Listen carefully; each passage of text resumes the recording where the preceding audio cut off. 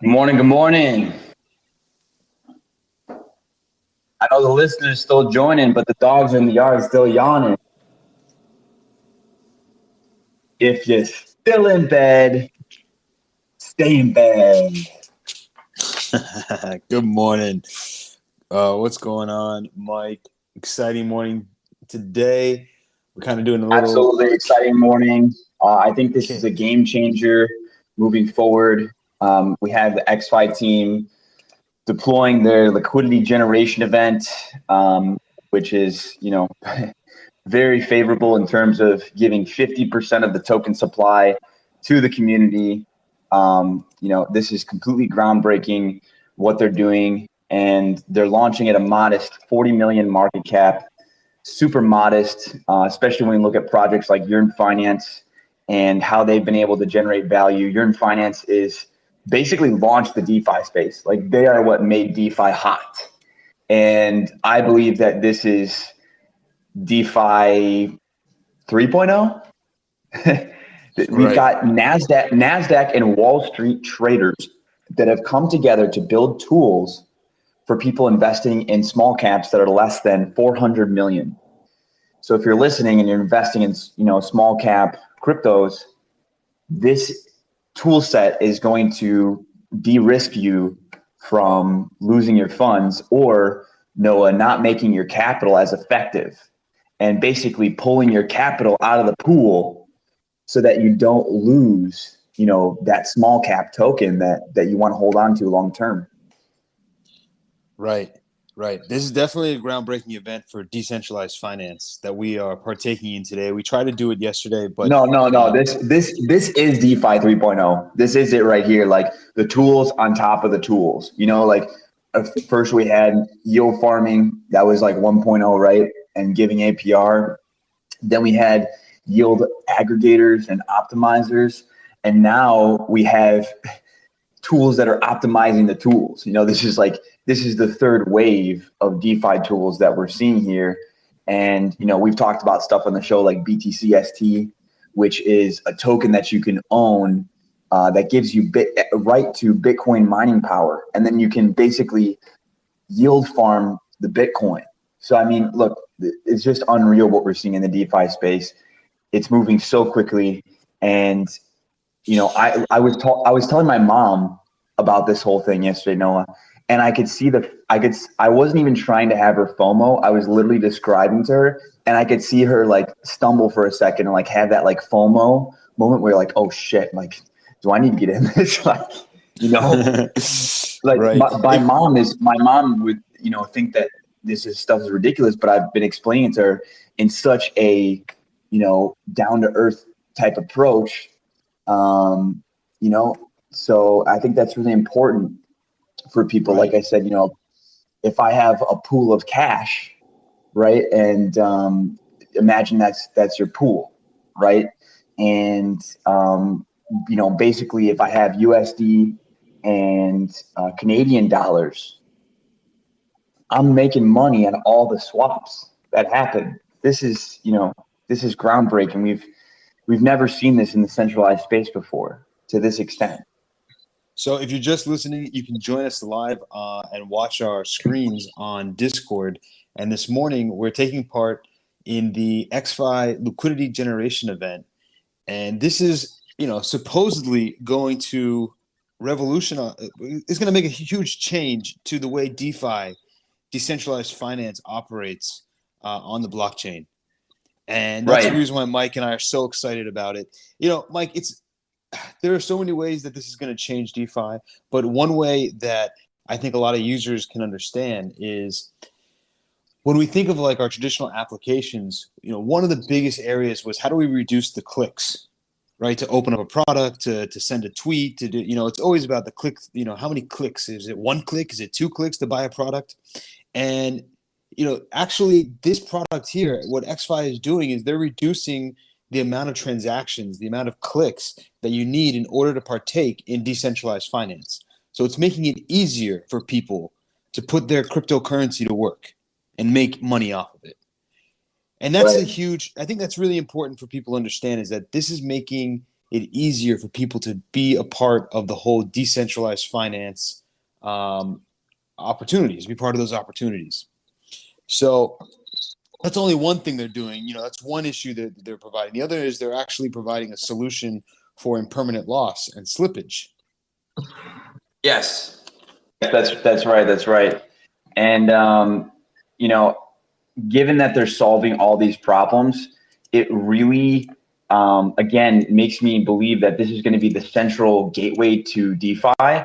Just imagine, Noah, if everybody new that comes into the space, they're pointed towards this tool and say, hey, look, if you're going to invest in a small cap, you need to use this because it's at least going to de-risk you. And if you want to hold your small cap token, you can do so, without losing your funds.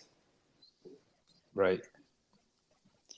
Yeah. So, it's definitely big news. We're waiting for this event to start. It starts at 9 a.m. That's why we're doing a special report today on the whole XFai, liquidity generation event. If you want to partake in it along with us, you need to have some. Yeah, go ahead.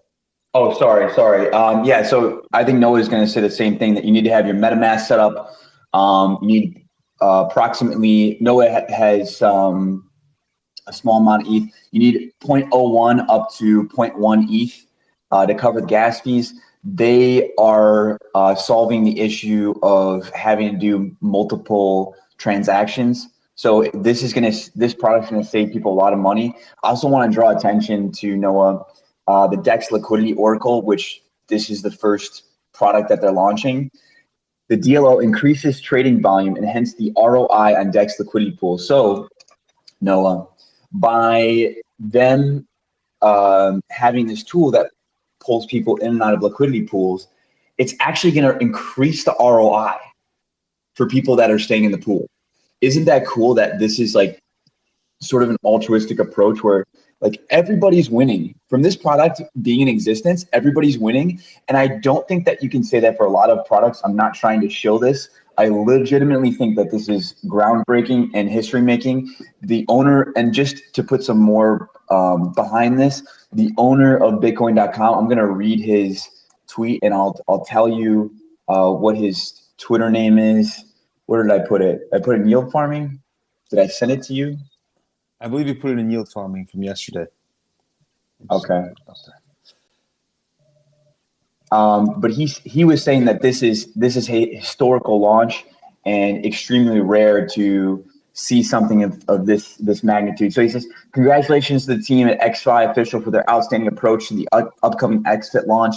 Less than 6 hours to go. Exciting and a game changer for the industry. I completely agree. Again, this is from Mate Toke, who is the owner of Bitcoin.com, that is saying this about XFai. So it's not just us shilling it, Noah. It's also the owner of Bitcoin.com. So say what you will.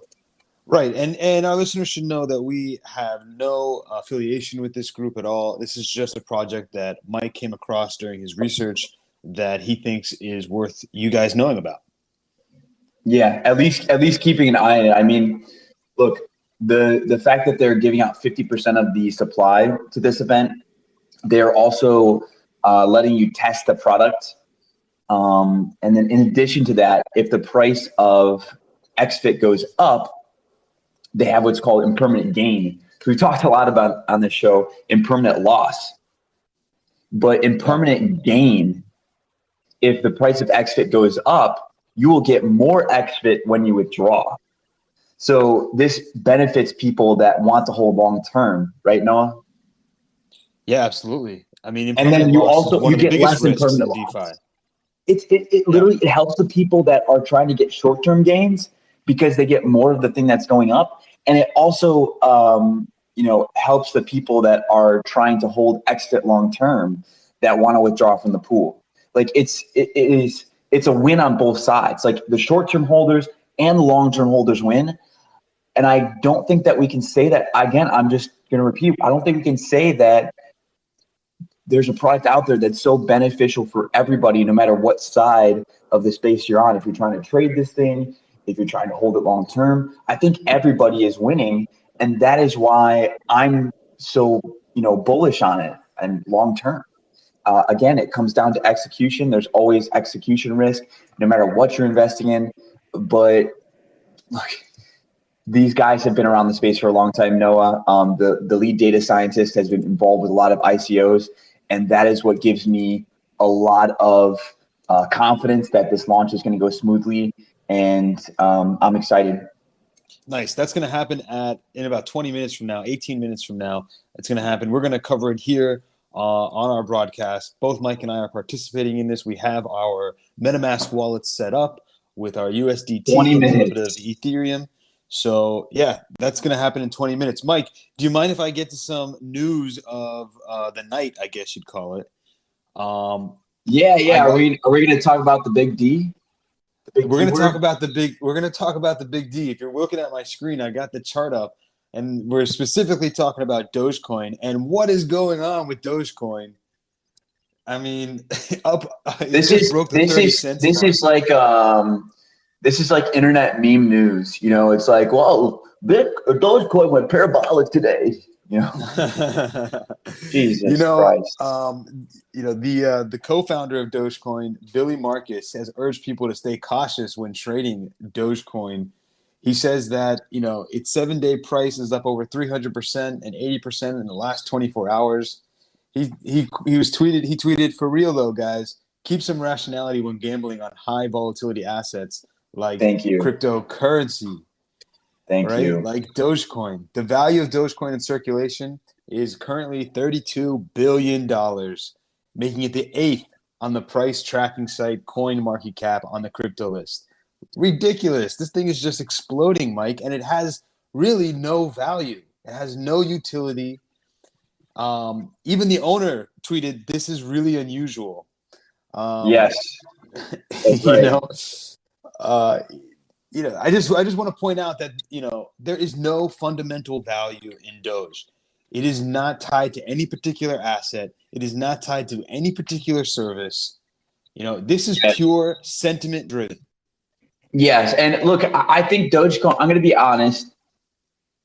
There's a couple sides of this, right? There's the development community is, there's the development support is basically not there for Dogecoin. The supply is owned by a bunch of whales. This is, a pump and dump in the making. Not financial advice, but this is showing the signs of a pump and dump. And just be careful if you're ending up on the wrong side of this.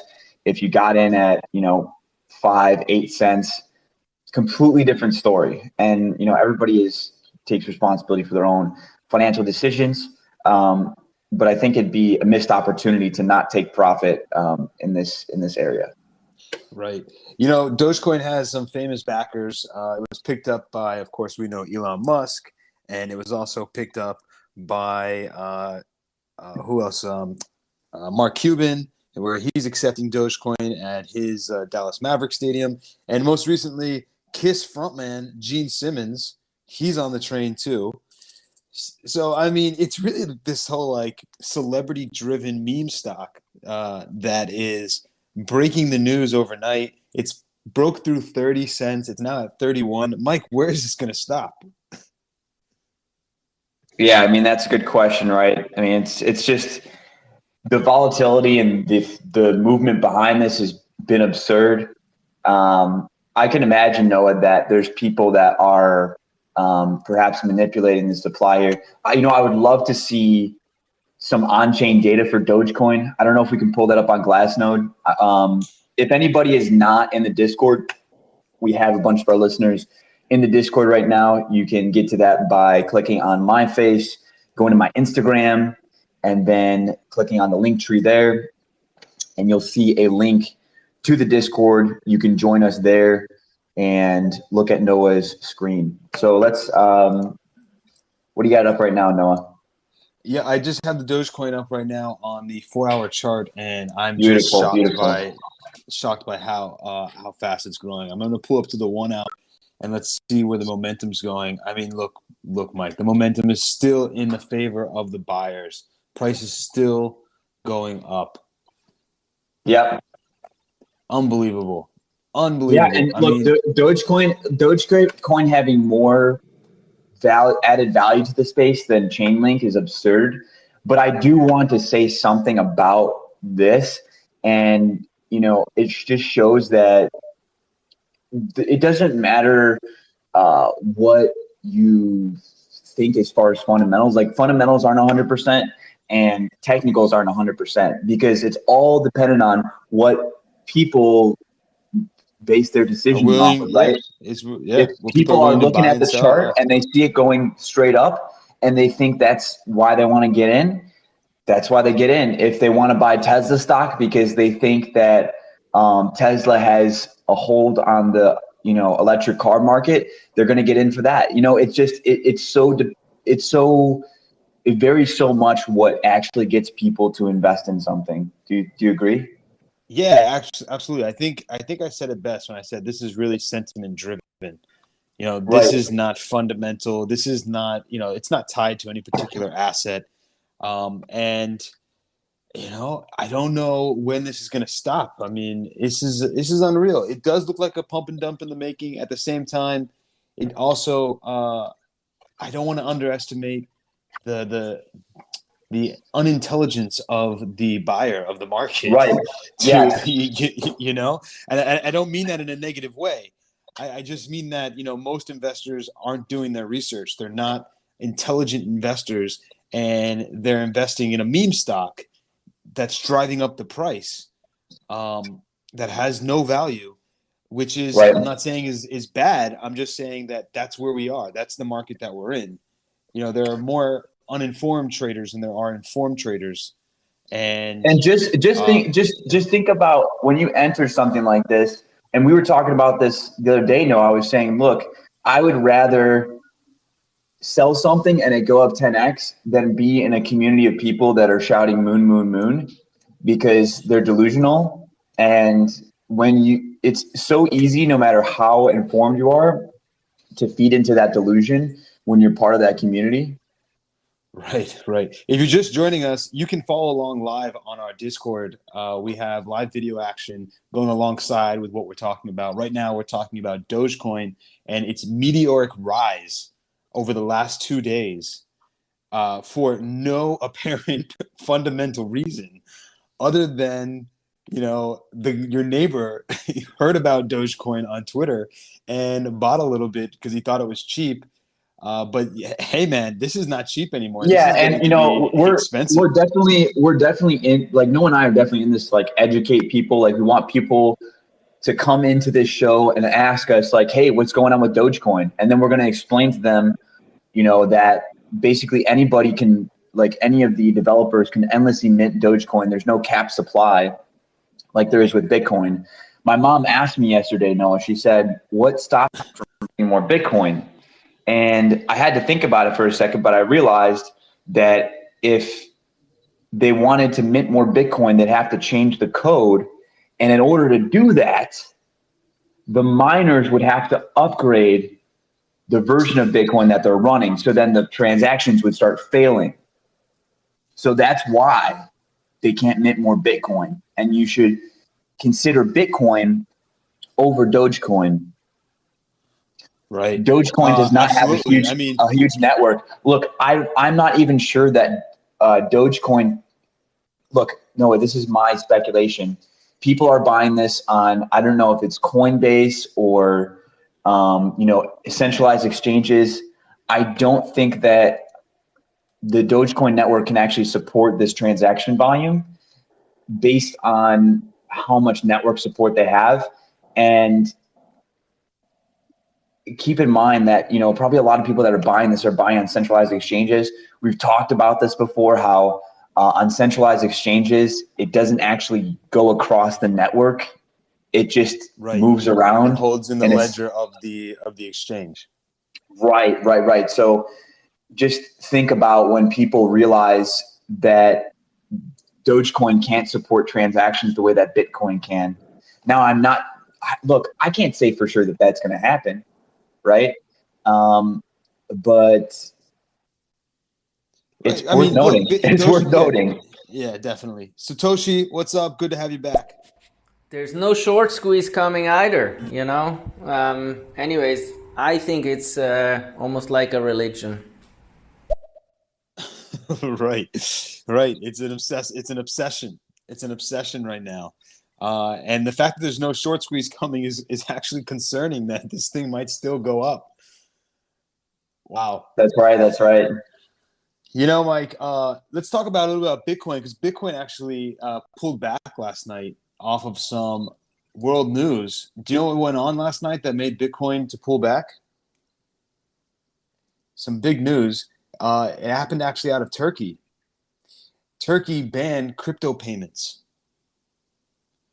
And this ban of crypto payments, which, you know, it doesn't seem like it's never good to necessarily ban something, because people will find a workaround. You know, the internet is not hard to find workarounds in this space. But, you know, Turkey decided to ban crypto payments yesterday. They said that, you know, it has neither subject to any regulation or supervision mechanisms, nor a central regulatory authority. That's what they listed among its risks. And so they banned it, and, you know, the price of Bitcoin dropped as a result of it. We're now teetering around. I pulled up the chart. We're just above 60. And I mean, that's definitely a resistance point right now. We can see it on my chart that it actually had a nice bounce off the moving average here. So it looks like we might be saved by this resistance line at 60,000 and climb back up. But Mike, if we were to break through this $60,000 line, where is the free fall going?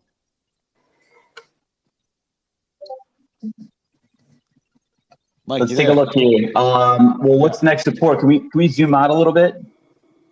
Yeah, absolutely. This is on the 1 hour chart.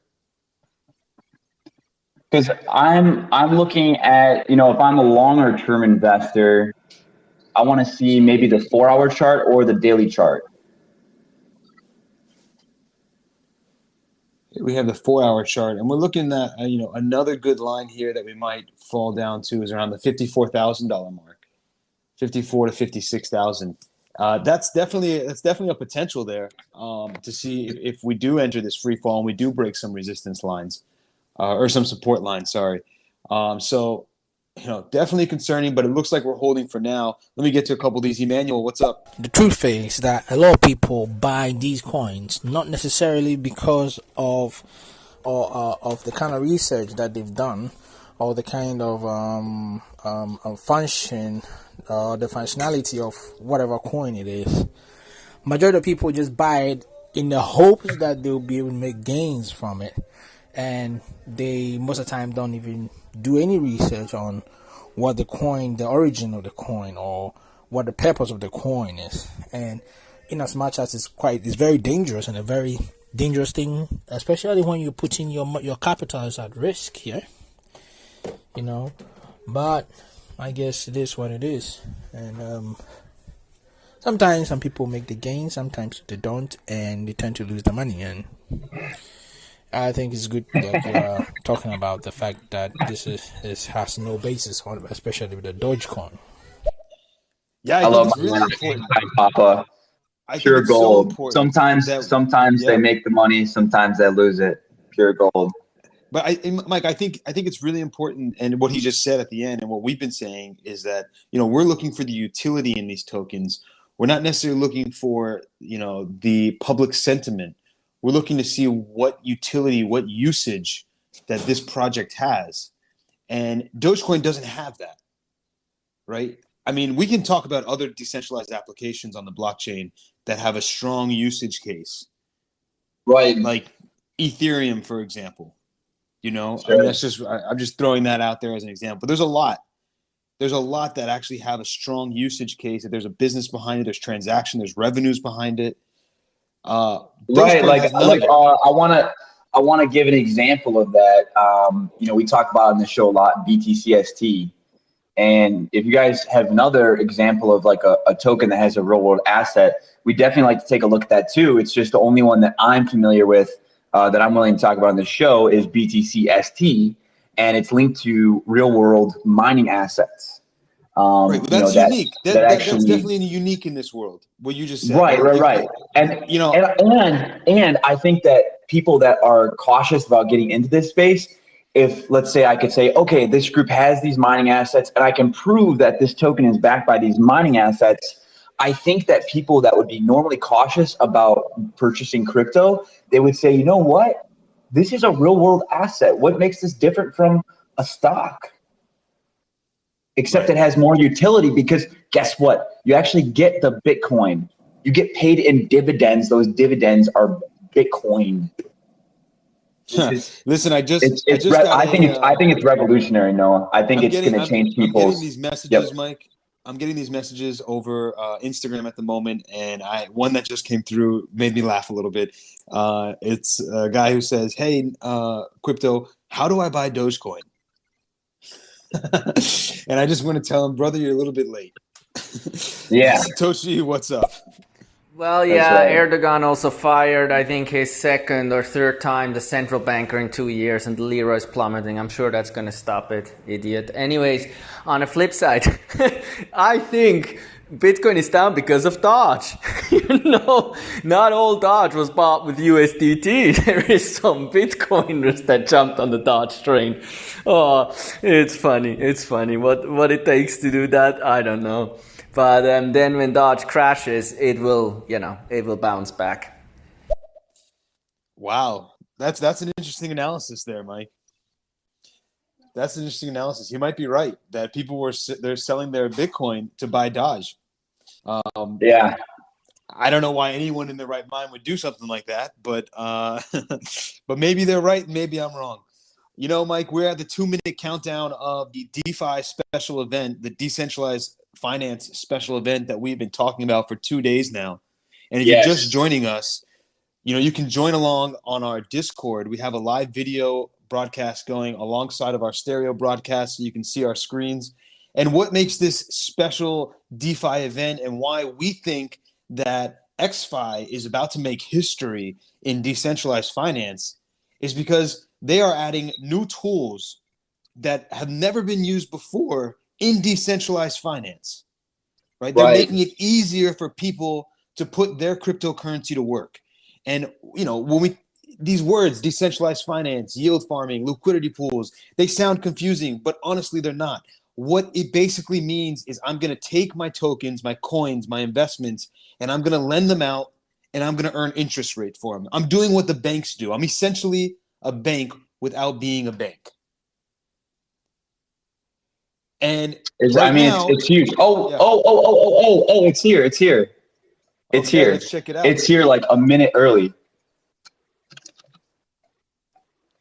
If you're watching my screen. Oh my God. I'm connecting. I was just refreshing it. Let's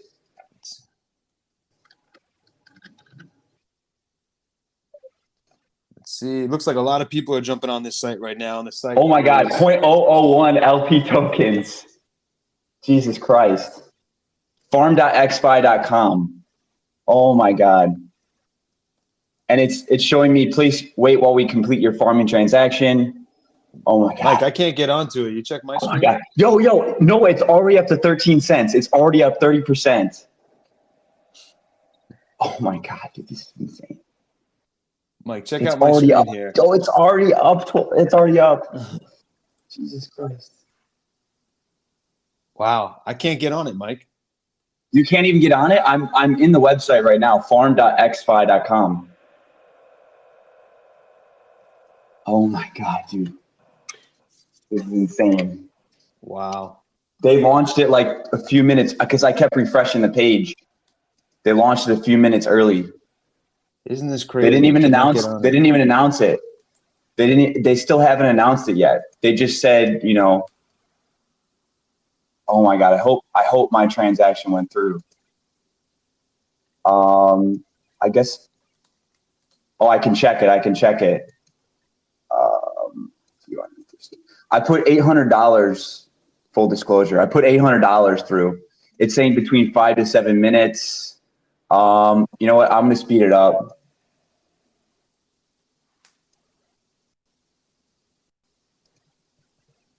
Crazy that I can't get through. Oh my God. Dude, the gas fees are up to almost $50 right now. I think that everybody is getting in on this, dude. What's going on? What's going on? I'm trying to. They were saying that they're trying to eliminate gas race by them handling everything on their side, right? So you just put in your USDT, and then they will handle everything on the back end. Of course, we're not directly involved with the project, so we don't understand the complete back end, at least as of yet. I mean, more research has to be done on our end. But again, if the owner of Bitcoin.com is saying that this is historic, it's historic, Noah. I don't know, I don't know how else to interpret that. Someone that's been in this space for basically the beginning of Bitcoin, like, probably 2012, I think Bitcoin.com launched. And you can see the price of XFIT's already up to 13 cents. So dropped and replaced. My transaction got dropped and replaced by transaction hash. Success. I got it. Wait, hold on. Let's get to a couple of these calls here where we figure this out. But I'm still having a hard time actually getting onto the website. Yeah. I'm gonna open. What are you guys talking about? Because I just tuned up not too long ago. So what's going on? Is there a new token? Hit me up, please. Yeah, Emmanuel, it is a new token. We're talking about XFai. You can go to XFai.com and take part in their new liquidity generation event. They are, changing the way DeFi works. We've been saying for a while this could be a potentially new yearn finance in this space. Here we go. Website is finally coming up for me now. It says I got a success, so I entered it. I keep trying to put in a little bit at a time. Stake. Okay, here, stake. So gas. I'm connecting my MetaMask wallet right now to farm.xfai.com. And if you're watching my screen, it might seem black. I actually have a second computer I'm doing this on. So, and I'm in the farm.xfai.com, and I'm entering the amount of money I want to enter into this farm. Let's say, we'll do that. Bam.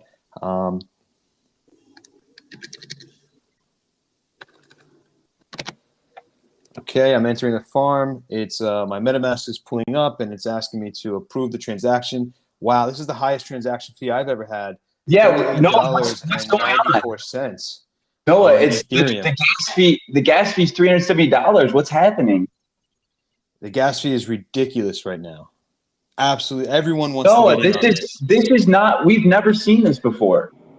What the fuck? Sorry, this is crazy, Noah. I clicked through, and we are waiting for a. Let me click on this. I'm waiting for my confirmation that I entered the farm here. And if you see my screen, I've actually pulled up the XFai page where you can actually farm it, and you connect your wallet. You see you can either connect your USDT or your USDC. What makes this so unique and what makes this so brand new in this field of decentralized finance is that you don't need to have two tokens to enter the pool. The average gas fee is $400. Oh my God, But Bitcoin.com, the owner is Roger Ware. Do you refer to him? This is history in the making.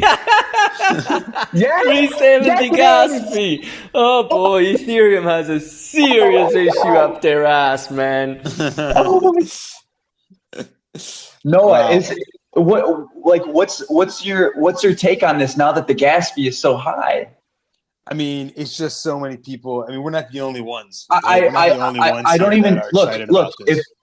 If I would have got my transaction through immediately, but I don't know what happened. So I can share my screen, but I got a dropped and replaced, and then I got a transaction fee, but I don't know what happened. So mine is still waiting to complete my farming transaction.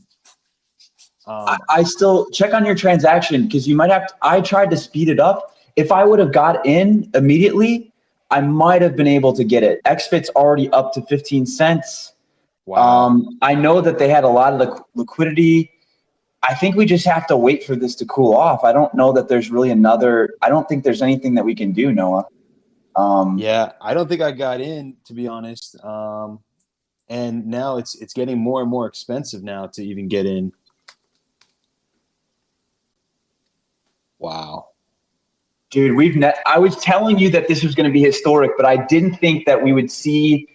I didn't think that this would impact the network this much. I had no idea. It's already up to 16.5 cents, 17 cents. I mean, this thing is climbing. If you got in at 10 cents, you've almost doubled your money already, and that's in a matter of minutes. God, I don't know what happened. I got dropped and replaced. I don't know I've never seen that before. I got in early, so and then I tried to speed it up. The gas fee was $40, and then it got dropped and replaced. Okay, a transaction can get dropped and replaced when a newly created transaction is accepted and confirmed. Oh my God. So, Mike, I tried to speed it up. I haven't got in this yet. I'm trying to get in it right now. It's already past 17 cents and still climbing, and I'm still trying to get in. I mean, this is unbelievable. This is definitely groundbreaking in the decentralized finance space. No. Do you look at the gas? Do you see the gas fee right now? I'm going to take a screenshot of this. Oh my God, this is fucking insane. Yeah, it's insane. It really is. Okay, let me read to you the numbers that I see, and you can figure out where the decimal goes, okay? 653473. It would cost me 2.75 ETH to get a transaction through right now. Wow. Guys, oh my God. The ETH network is blowing up in our faces. And Noah, we've talked about in this show before, the Binance Smart Chain, and we know it's Ethereum. We know that it's centralized. But look, they cannot support these transactions. It's becoming very, very clear. And, even if, let's say, Noah, I got in at 10 cents and I made 70%. That does not fix the gas fee issue, because you know what happens when I try to withdraw? I got to pay $3,000 of gas fees. So this is no fuego. This is not gonna work. No fuego. Satoshi, tell us. If you mind, I can give you in 1 or 2 1-minute messages the huge dilemma of Ethereum. And I would have made the theory this morning, and one element is playing out right now in front of us. I have an explanation what that means. Okay, guys, if you guys are not following Satoshi 2009, go follow him. He's the next oracle on stereo. And what we're doing with this show is completely different than every other show. We're covering stuff as it happens. Satoshi, no other show on stereo is doing that. No other show is bringing in people like Satoshi 2009 who volunteers his time to this show. Bless him. Bless his heart. Jesus. And he called this. He was going to come on this show this morning and talk about Ethereum's issues, and it's blowing up in our faces. Yeah, this guy is an oracle. I can't even get into this. I've been waiting for 2 days. I can't even get into this because the gas fees are too damn high. No, and do you agree with what I'm saying, Noah? That let's say. Oh man, I guess the TVL is 1 million. Okay, let's see.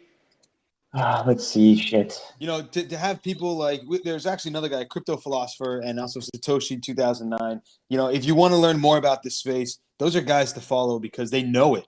They know what they're talking about. So yeah, Satoshi, drop us that information on Ethereum. You never have to ask us if it's worth our time to hear your thoughts on Ethereum or the blockchain. Oh my God! Noah, drop us that knowledge. Go ahead. Can you see the transaction fee on ETH right now? Can you see it? I can't. If you want, show us your screen, and I'll go to your screen. Okay. But I'm gonna play Satoshi's message. First, I'm gonna get to Emmanuel, and then I'm gonna play Satoshi's method on the gas fee on Ethereum because that's the issue right now, right? We're trying to get into this groundbreaking investment here. It has almost doubled in a matter of minutes, and it keeps climbing. But the gas fee is too damn high. We can't get in. Hello, Alpha Key. Yeah, man. I tried to, hop on the Discord. I'm just finding it a little bit difficult. However, on the issue of the Ethereum gas fee, man, that thing blew my. I remember the first time I bought some Ethereum, man. It charged me so much money. I had to wait forever for the pricing to go up. But I thought they were fixing that with the Ethereum 2.0. I guess it didn't work. Maybe. Hey, Einstein Papa, I just sent a invite to the general channel in Discord. So you can just click join voice and you'll be transported into our screen sharing platform at the moment. So you can, so I would recommend going into that if you want to see what's going on. Satoshi, what's up? Okay, look, here I come first. Here is the problem of Ethereum. Take your notes. Ethereum, on one end, can have the gas price explode. If that happens, what happens now? Competitors that have a different solution have a free lunch. They literally can crush them as competitors because now a lot of anyone that can will run from Ethereum to chains like Binance. Okay, this is if Ethereum doesn't change anything. Now, Ethereum can do the following. Ethereum can either go and punish the miners and change the deal on them. But the problem they have then, if they pay the miners less, the miners, they don't care. All they care about their money. They can go and mine other coins. Then the mining power goes down for Ethereum. And at that moment, they enter in this, then they're slower again. So punishing the miners is not really an option. Okay, if you guys want to see the absurd gas fees, you can join our Discord. Yeah, mine's almost up to 400 right now. I'm going to keep playing Satoshi's message because you got cut off there. But my gas fee is almost at 400. I'm going to post it on our Discord so you can see it. Ridiculous. Share my, or go and look at my screen, Noah. You can see the absurd gas fees. The third part, what they can do, and I think that's the direction they will go, is to decrease the value of Ethereum, because then you decrease the value of the gas price, right? It's inflation. It's what central banks do. You increase the supply of Ethereum. So somehow you punish you decrease price of Ethereum. So you have to punish someone, either the miner or the Ethereum holder. But if the miner is punished, the Ethereum holder is also punished. And that's that's really the dilemma they have. And other solutions can now come in. And this will not end well for whoever holds Ethereum. I'm not saying it's now, but this dilemma might be now. It might be now, but it will be in the future. So that's the dilemma of Ethereum. And now the third message explains the bigger picture. Nice. Before I go on to the third message, Mike, you have anything to respond to that? Look, I think we're seeing it blow up in our faces right now. Everybody's trying to get in and use the network for this one purpose. The TVL is only 2 million on this XFai. I'm going to refresh the page and I'll tell you the amount. So people, to get $2 million through, there was a huge gas race. Look, Noah, this is not a coincidence. No, it's not. You called it, Mike. No, you called it, Mike. No, I didn't. No. I did not call it. Let me be very honest. I did not call it because I thought that these guys were going to solve the gas issues, and I thought that when they scooping all these funds, that they were going to optimize gas fees somehow. And I was completely wrong about that, Noah. And look, I think that this is a shortcoming for them. I'm going to be very transparent. This is a great project. It's a great website. I will be a long-term investor. This is like, I'm taking like a 1% cut from them. Like, this is nothing. But I thought that they were going to eliminate gas races with this, and I was wrong. Yeah, I mean, look what just happened today. Ethereum gas fee, because so many people wanted to get into this project. I mean, the Ethereum gas fees did not climb because of something random or something else out there. No, you were on top of it. You knew that this project was going to be big. It is big. It's so big that the Ethereum gas fees went from $20 to $400 in a matter of minutes. Unbelievable. Noah, this is the big issue here. Only 2 million of value has gotten through, and there's a gas race for the other I don't know, 100 million or whatever it is that's trying to get through. The price of XFIT is dropping, which is okay. Look, I think it's good. I think here's what I think, Noah. This is my approach moving forward. And I put this forth to Satoshi as well. I think we should wait until XFIT launches on another chain. Because this could blow up in all of our faces, and I'll explain why. If we all try to go withdraw at once, what's going to happen? Price is going to tank. No, not that.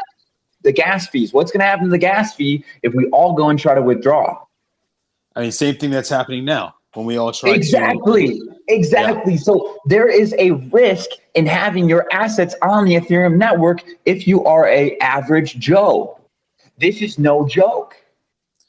Wow.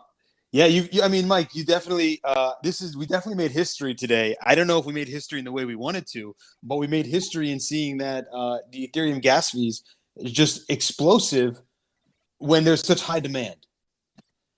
And apparently there is just enormous demand to get inside this project that we've informed our listeners about for the past 2 days on the show. Actually, you've been talking about it for a couple of days before that, about a week.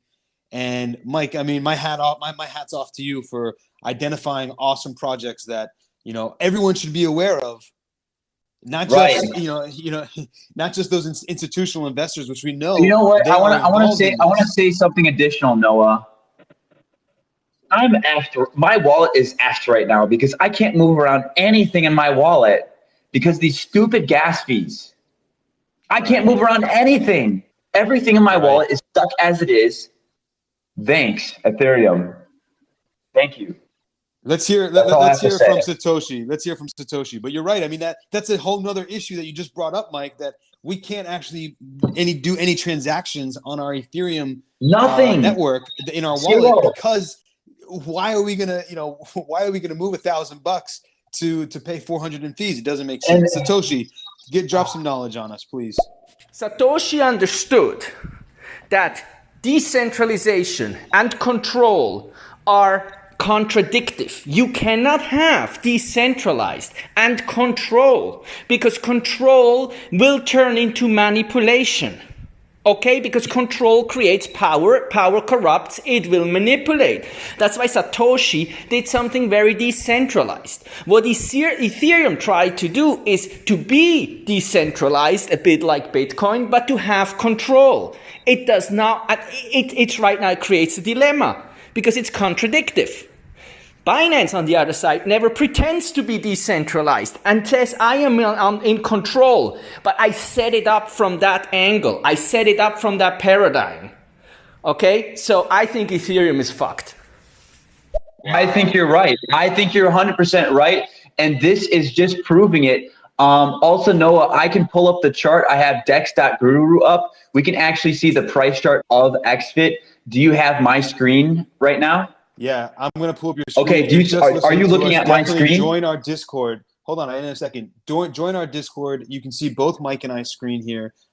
Just click on either one of our names. You pull up our screens, and we're sharing both of them. This is history right now in the making that we're going through with the whole decentralized finance space. So wake up.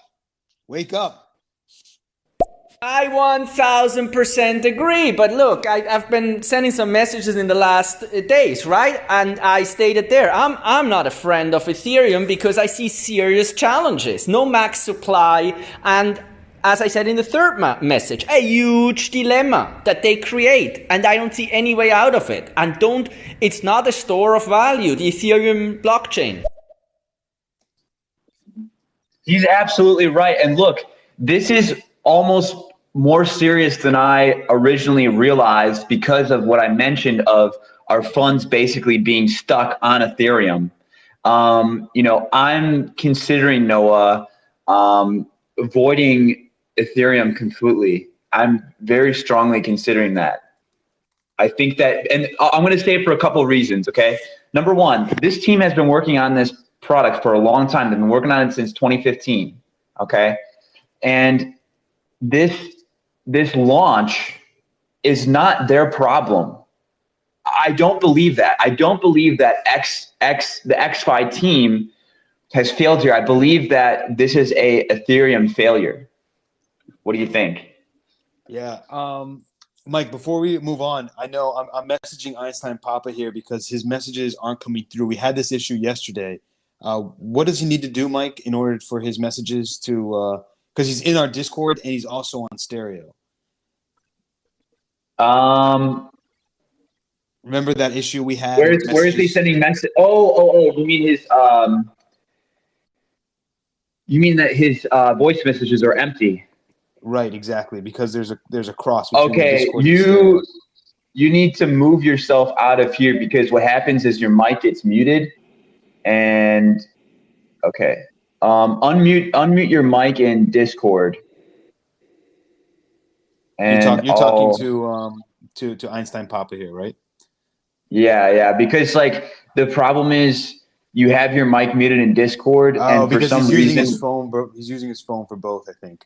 Yeah, and for some reason it's muting his mic in Discord, and then when he tries to talk in stereo, it seems to not work. You know, I was just speculating before, but it seems like that's the case. Okay, so try and work on that, Einstein, because I really want to get your messages in.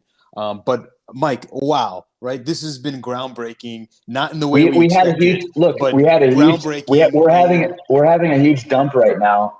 You guys are going to see the chart of exit come up here in a second. Yo, Satoshi, you should get in the screen share channel just so you can see what's going on. I think this is pretty exciting. Just wanted to stop in real quick and say that DogeCoin's at 37 cents. Woo, to the moon, baby. Yeah, I mean, look, cover that in the morning. Look, I want to say something that, you know, a lot of the Dogecoin transactions, I would love to see data on this. My speculation, and it's just speculation, is that a lot of those transactions are coming from centralized exchanges, and this is people betting and gambling. It's not us actually making progress in the blockchain space. Look, I'm going to say this. That's really important what you just said, right? Because, you know, if you really want to see this space grow, if you really believe in the whole blockchain and believe in like Web 3.0, you want to invest in projects that are going to contribute to the ecosystem, that are going to contribute to the growth. And Dogecoin has no utility. It's not tied to any assets.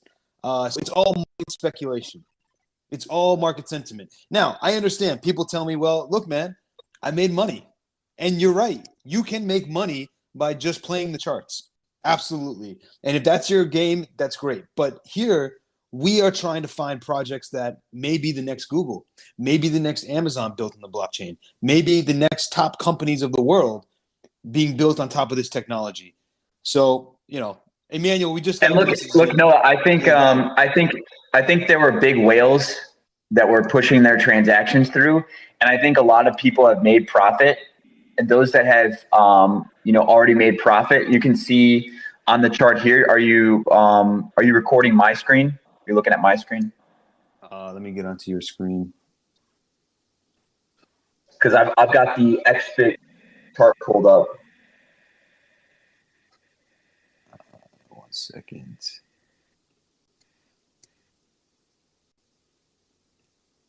If anybody's having trouble with the screen share in Discord, let us know. We are going to have a special. I got your screen up. Let me play. We are going to have a special discussion. Hold on a second. Wait. We are going to have a special discussion in our Discord after the show. So if you'd like to be a part of that, be sure to go to one of our Instagrams and then just click the link tree. Discord is there, and you should be all good to go.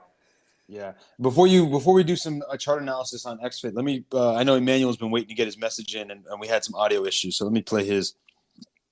Yeah, I was trying to get in. It seems like you said. And I was trying to unmute my microphone in Discord, but then it said I don't have permission to speak on the.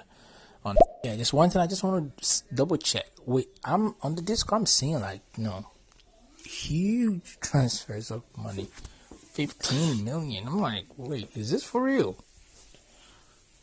People actually making such transfers?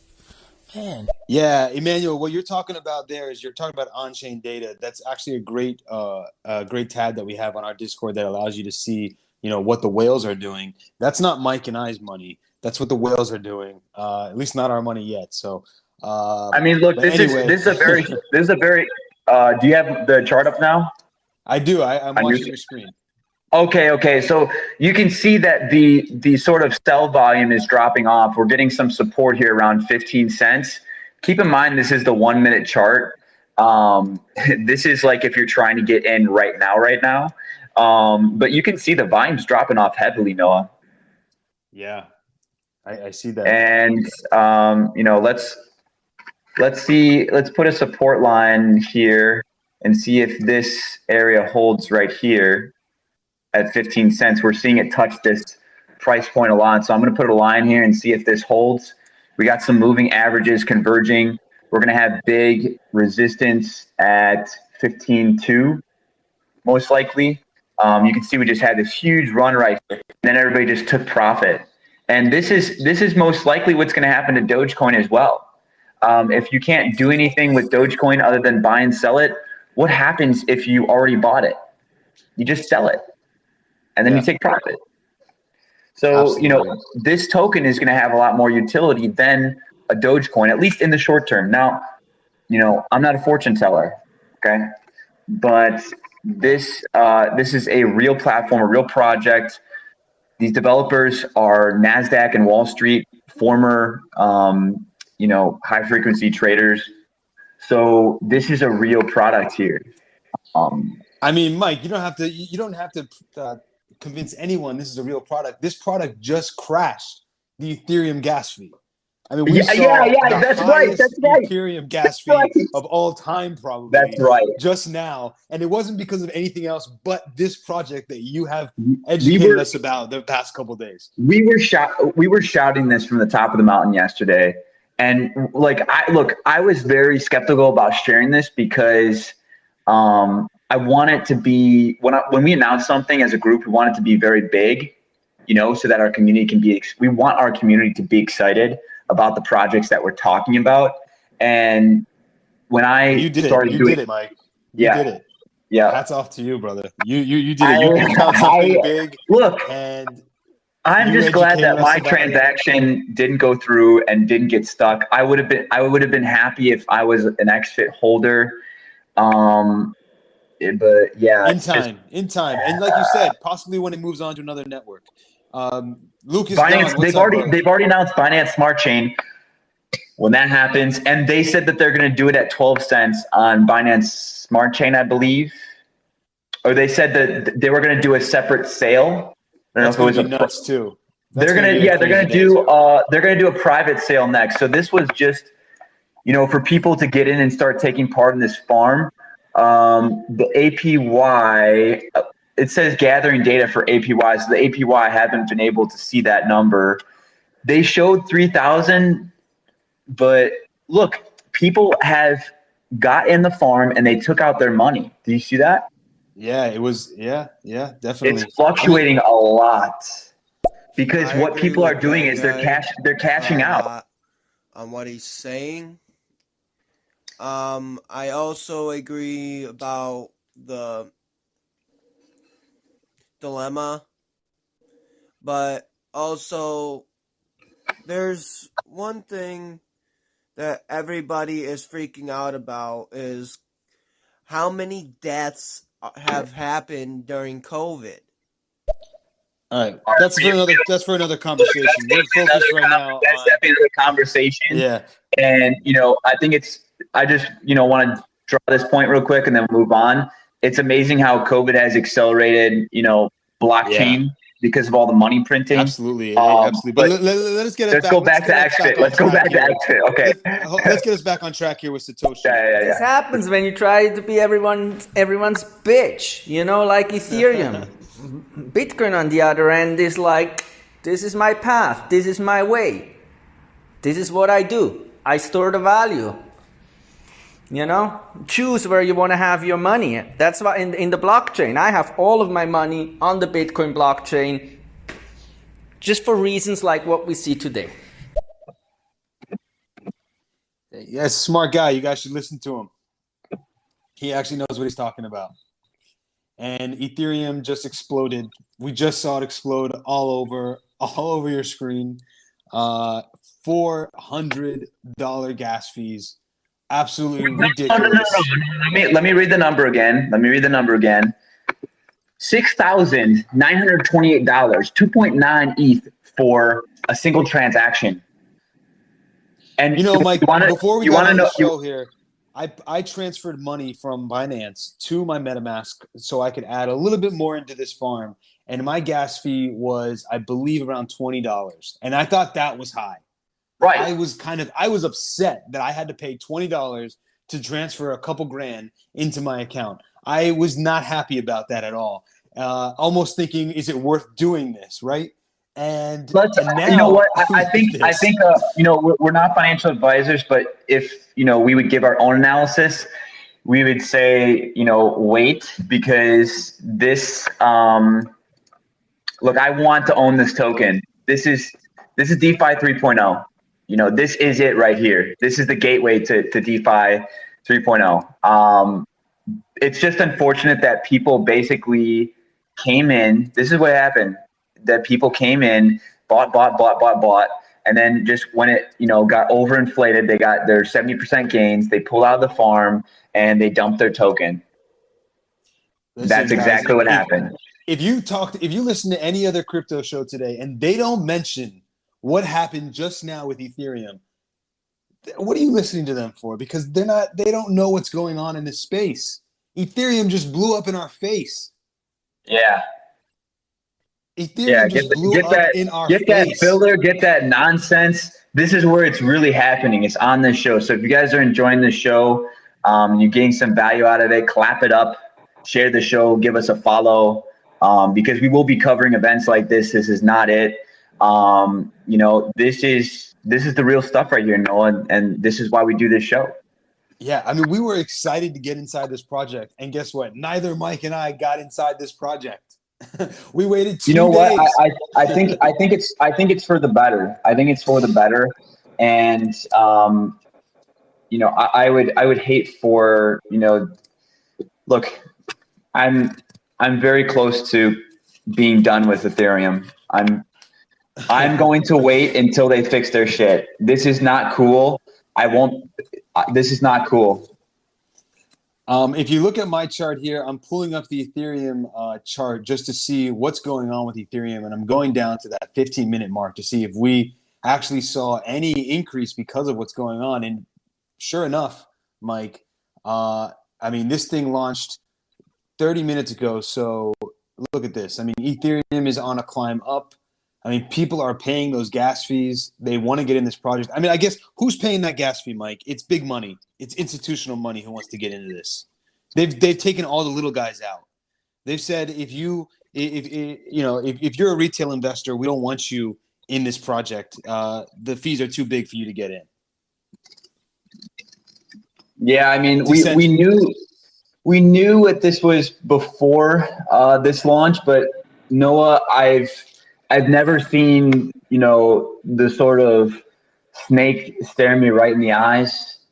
I don't know if that's a terrible analogy, but I've never seen something just so right in my face, the clear issues. And I think anybody that missed this event is not going to be aware of the risks of holding ETH at this point in time. Look, I mean, we talk about this all the time, right? We talk about the gas fees on ETH and how that is one of the biggest issues that ETH has to its growth potential. And we saw it. If you don't understand what we mean by that, you just had to watch the show just now in the past 30 minutes and understand the problem that the Ethereum Network has. A $6,000 transaction fee should not exist on any blockchain. And if it does, you should not use that blockchain. And what I'm going to do is I'm going to put my money where my mouth is and use networks that I actually want to support. And I don't want to support Ethereum if this is going to happen. If I can expect, they've had years to fix this. Years. I can hear the anger in your voice, Mike. I'm legitimately. Look. No. They just. April 15th. They did. A lot of the reasons around the delay of the launch yesterday. So they delayed the XFai launch yesterday.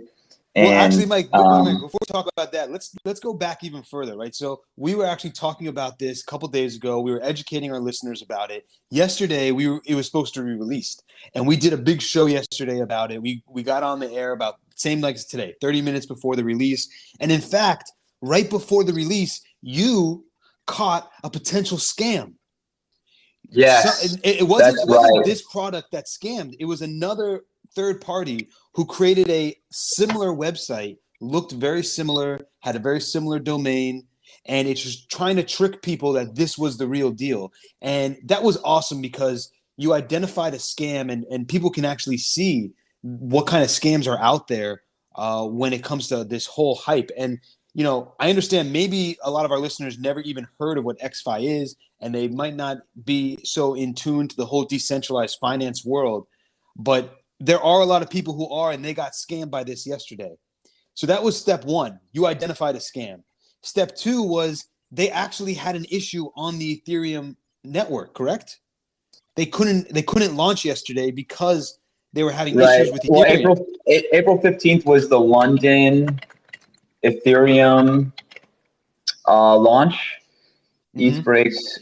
Berlin hard fork. Sorry, that's what it's called. I knew it was some because they name all the forks after big European cities. So Berlin hard fork went live yesterday, and let's discuss what the upgrade was, like what was actually in that upgrade, because I think it's important for listeners. The upgrade incorporates 4 optimizations aimed at gas efficiency and improved security. So let's go through the updates to the protocol. EIP 25. No, okay. I'm not going to read off the numbers. You guys can, research it yourself. Right. We're not talking I'm not an Ethereum developer, so I'll just go through them, right? I'm not going to mention the protocol number. You can actually follow along with Mike's screen right now as he explains what the problems were with Ethereum yesterday, and reason why this launch was held off for a day. Right. So, can you just explain to us why this project delayed their launch for a day?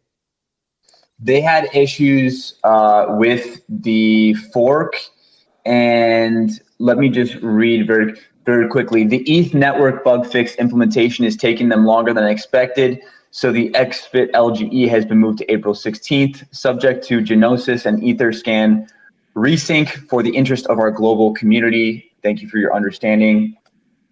Certainly, I would like to get in touch with the devs to understand exactly what happened. I know that they were actually. This is really cool, Noah, and I wish that I would have taken more advantage of this, but I had a lot of faith that this was going to go smoothly. The devs were actually in the Telegram yesterday answering questions, and their chief data scientist, who is on Box Mining, you watched that interview? Yeah. That guy was in the Telegram channel answering questions. That this team is committed to this project. I'm not afraid to say that. They are extremely committed to this project. They're willing to delay it if it doesn't go right. I do believe in this team long term. They've already talked about going cross-chain even before this. So I believe that, when they find the right network for their app, which I personally believe is one of 2 places, is either Binance Smart. Okay, can you imagine how much BNB is going to explode if they launch this thing on Binance Smart Chain? Yeah, yeah, you're right, and I hope they don't have a similar issue because they are centralized. I hope these fees stay around the 15 cents fee that the Binance Smart Chain usually keeps, and I don't get a $6,000 gas fee when I try to transfer a third. Okay, you know what? Even if it was $20, even if it was $20 on Binance Smart Chain, I might be okay with that. I would be a little more reasonable. Crazy. Not $6,000. I tried to get it when it was a $20. Yeah, I know. Let me get to Spirit Bear. He's been waiting. Spirit Bear, tell us what's good, brother. Yeah, I see what you're saying about not having utility and stuff for the DogeCoin and all that, but there's such a big community behind it. Like, it's uncomparable, like, to any other coin, honestly. Like, just look up, the people behind it. Like, I'm not talking about the people who own it all that. I'm talking about the people who are supporting it. There's such a big community behind it that I feel like it's not going to fail. And also too, yeah, I believe in investing in projects that are going to be more, they're going to be better in the future. But at the same time, I quadrupled my money on Dogecoin, so I can use that money to then invest into those projects I actually believe in more. I don't really believe in Dogecoin like as a utility. I just believe in it as it's making me money, right? Because I'm in a bad situation financially. So this is literally bringing me out of it, like, as we speak. So yeah. Well, I do want to say to our listeners and to Spirit Bear, I definitely appreciate that. I definitely agree with that. If the community wants it to succeed, it will succeed. And I strongly believe in that. That's the approach I take as well.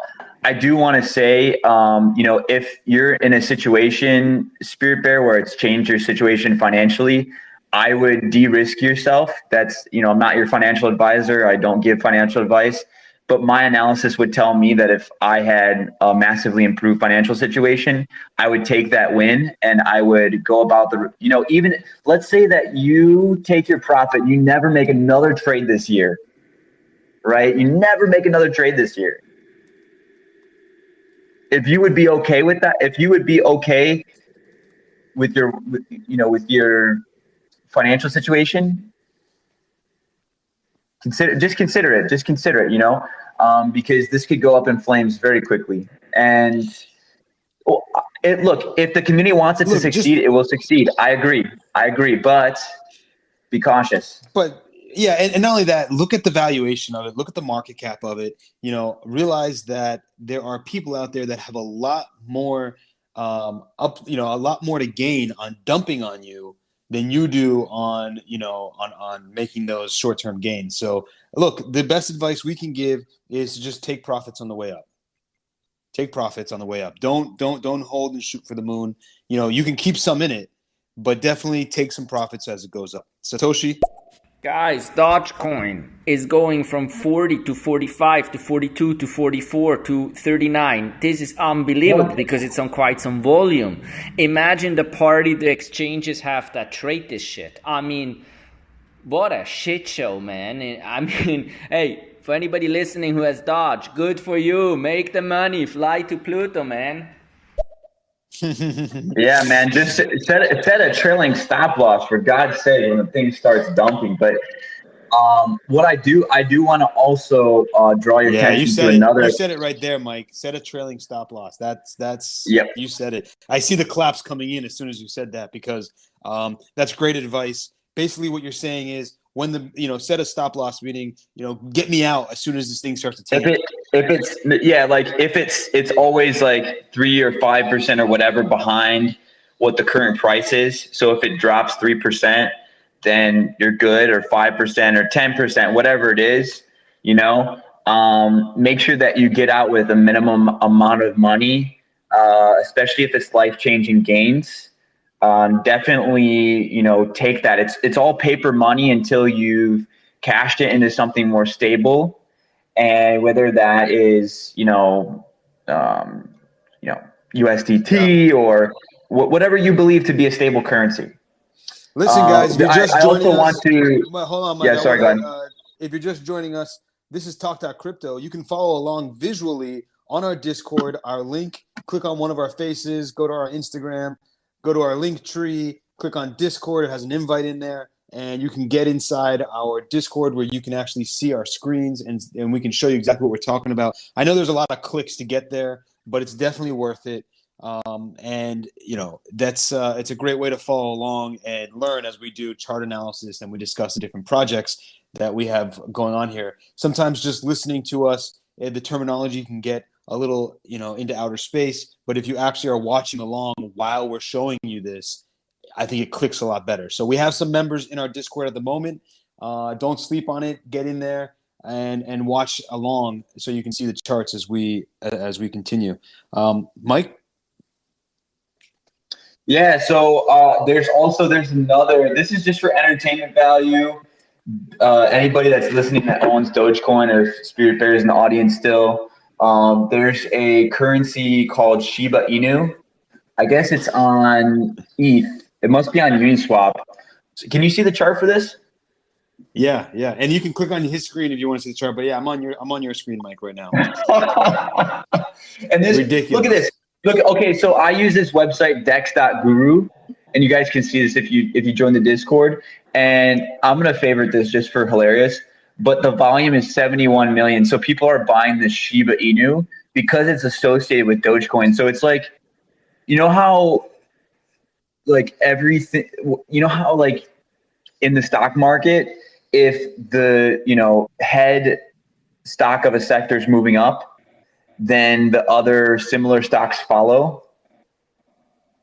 Mm-hmm. This is like that, but on a whole new level. To see there's coins that are correlated with Dogecoin that, this has almost 300x. Not 300x, 300% difference. This has gone up 300% in the past 24 hours. So wow, this is yeah. Tell us what this is again. Tell us about this coin This real is quickly before I take this this is caller. Shiba Inu. I'm gonna just Google it really quick. Shiba Inu coin. And if you didn't notice, I'm using disclosure, okay, here we go. I have a Shiba Inu. My avatar here in Discord is of my Shiba Inu. I didn't get a Shiba Inu because of Dogecoin. It just is a coincidence. Okay, so if you guys aren't on the Discord, get on the Discord because we're showing you some new coins. This one's called Shiba Token. If you're at your computer, you can go to shibatoken.com. Shiba is an experimental, decentralized, spontaneous community building.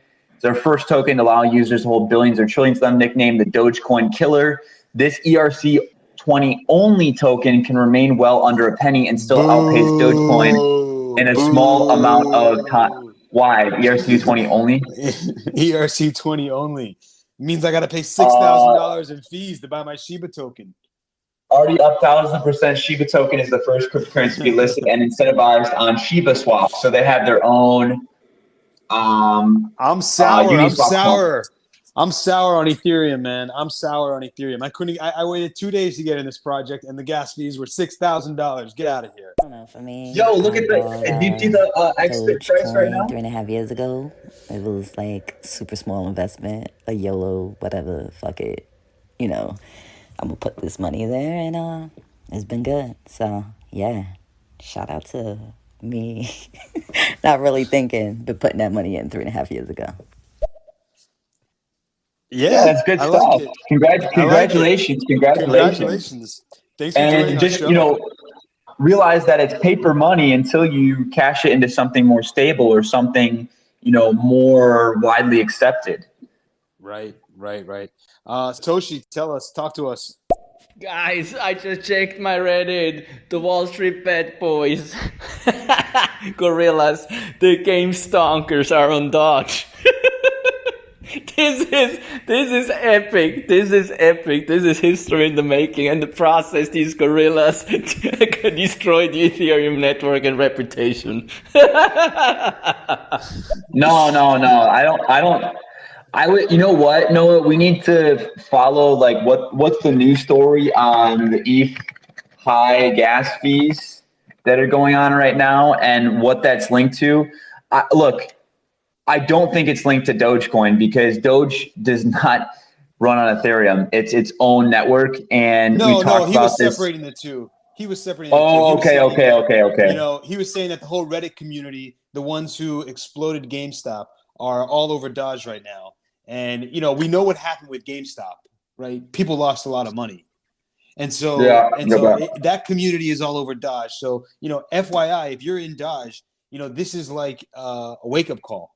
Right. So, just know that a ton of people lost money in GameStop and the pump and dump of GameStop. And a lot of people made money. Don't get me wrong. I mean, if you timed it, great. And if you timed Doge, great. But take profits. Because, what happens here is that we pump and we dump. And you don't want to get dumped on.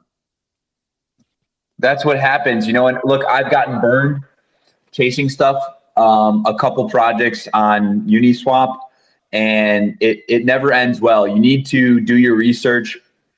You need to enter at the right time. You know, we talk about this on our show all the time.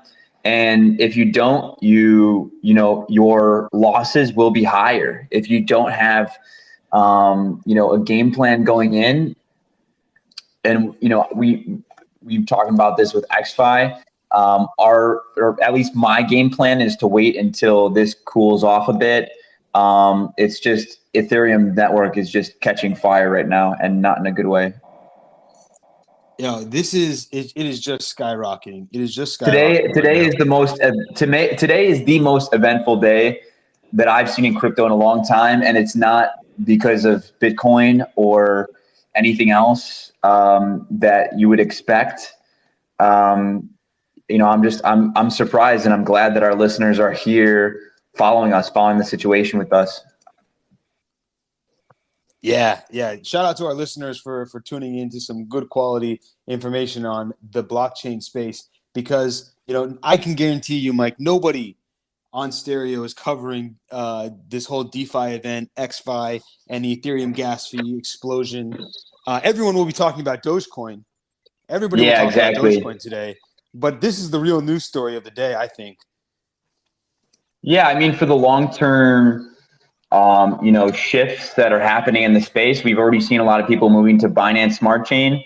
And, you know, one of the newsletters we follow, Noah, Token Metrics, they were talking about how, oh, you know, BNB is going to have a pullback. Ethereum's the real one. They'll fix their issues, blah, blah, blah.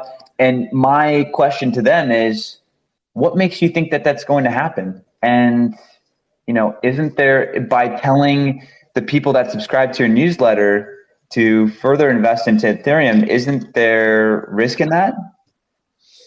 Absolutely. And actually, Mike, I just pulled up on my screen. If you can click to my screen, I just pulled up DeFiStation.io, which is where we look up the total value locked on the Binance Smart Chain and the projects on the Binance Smart Chain.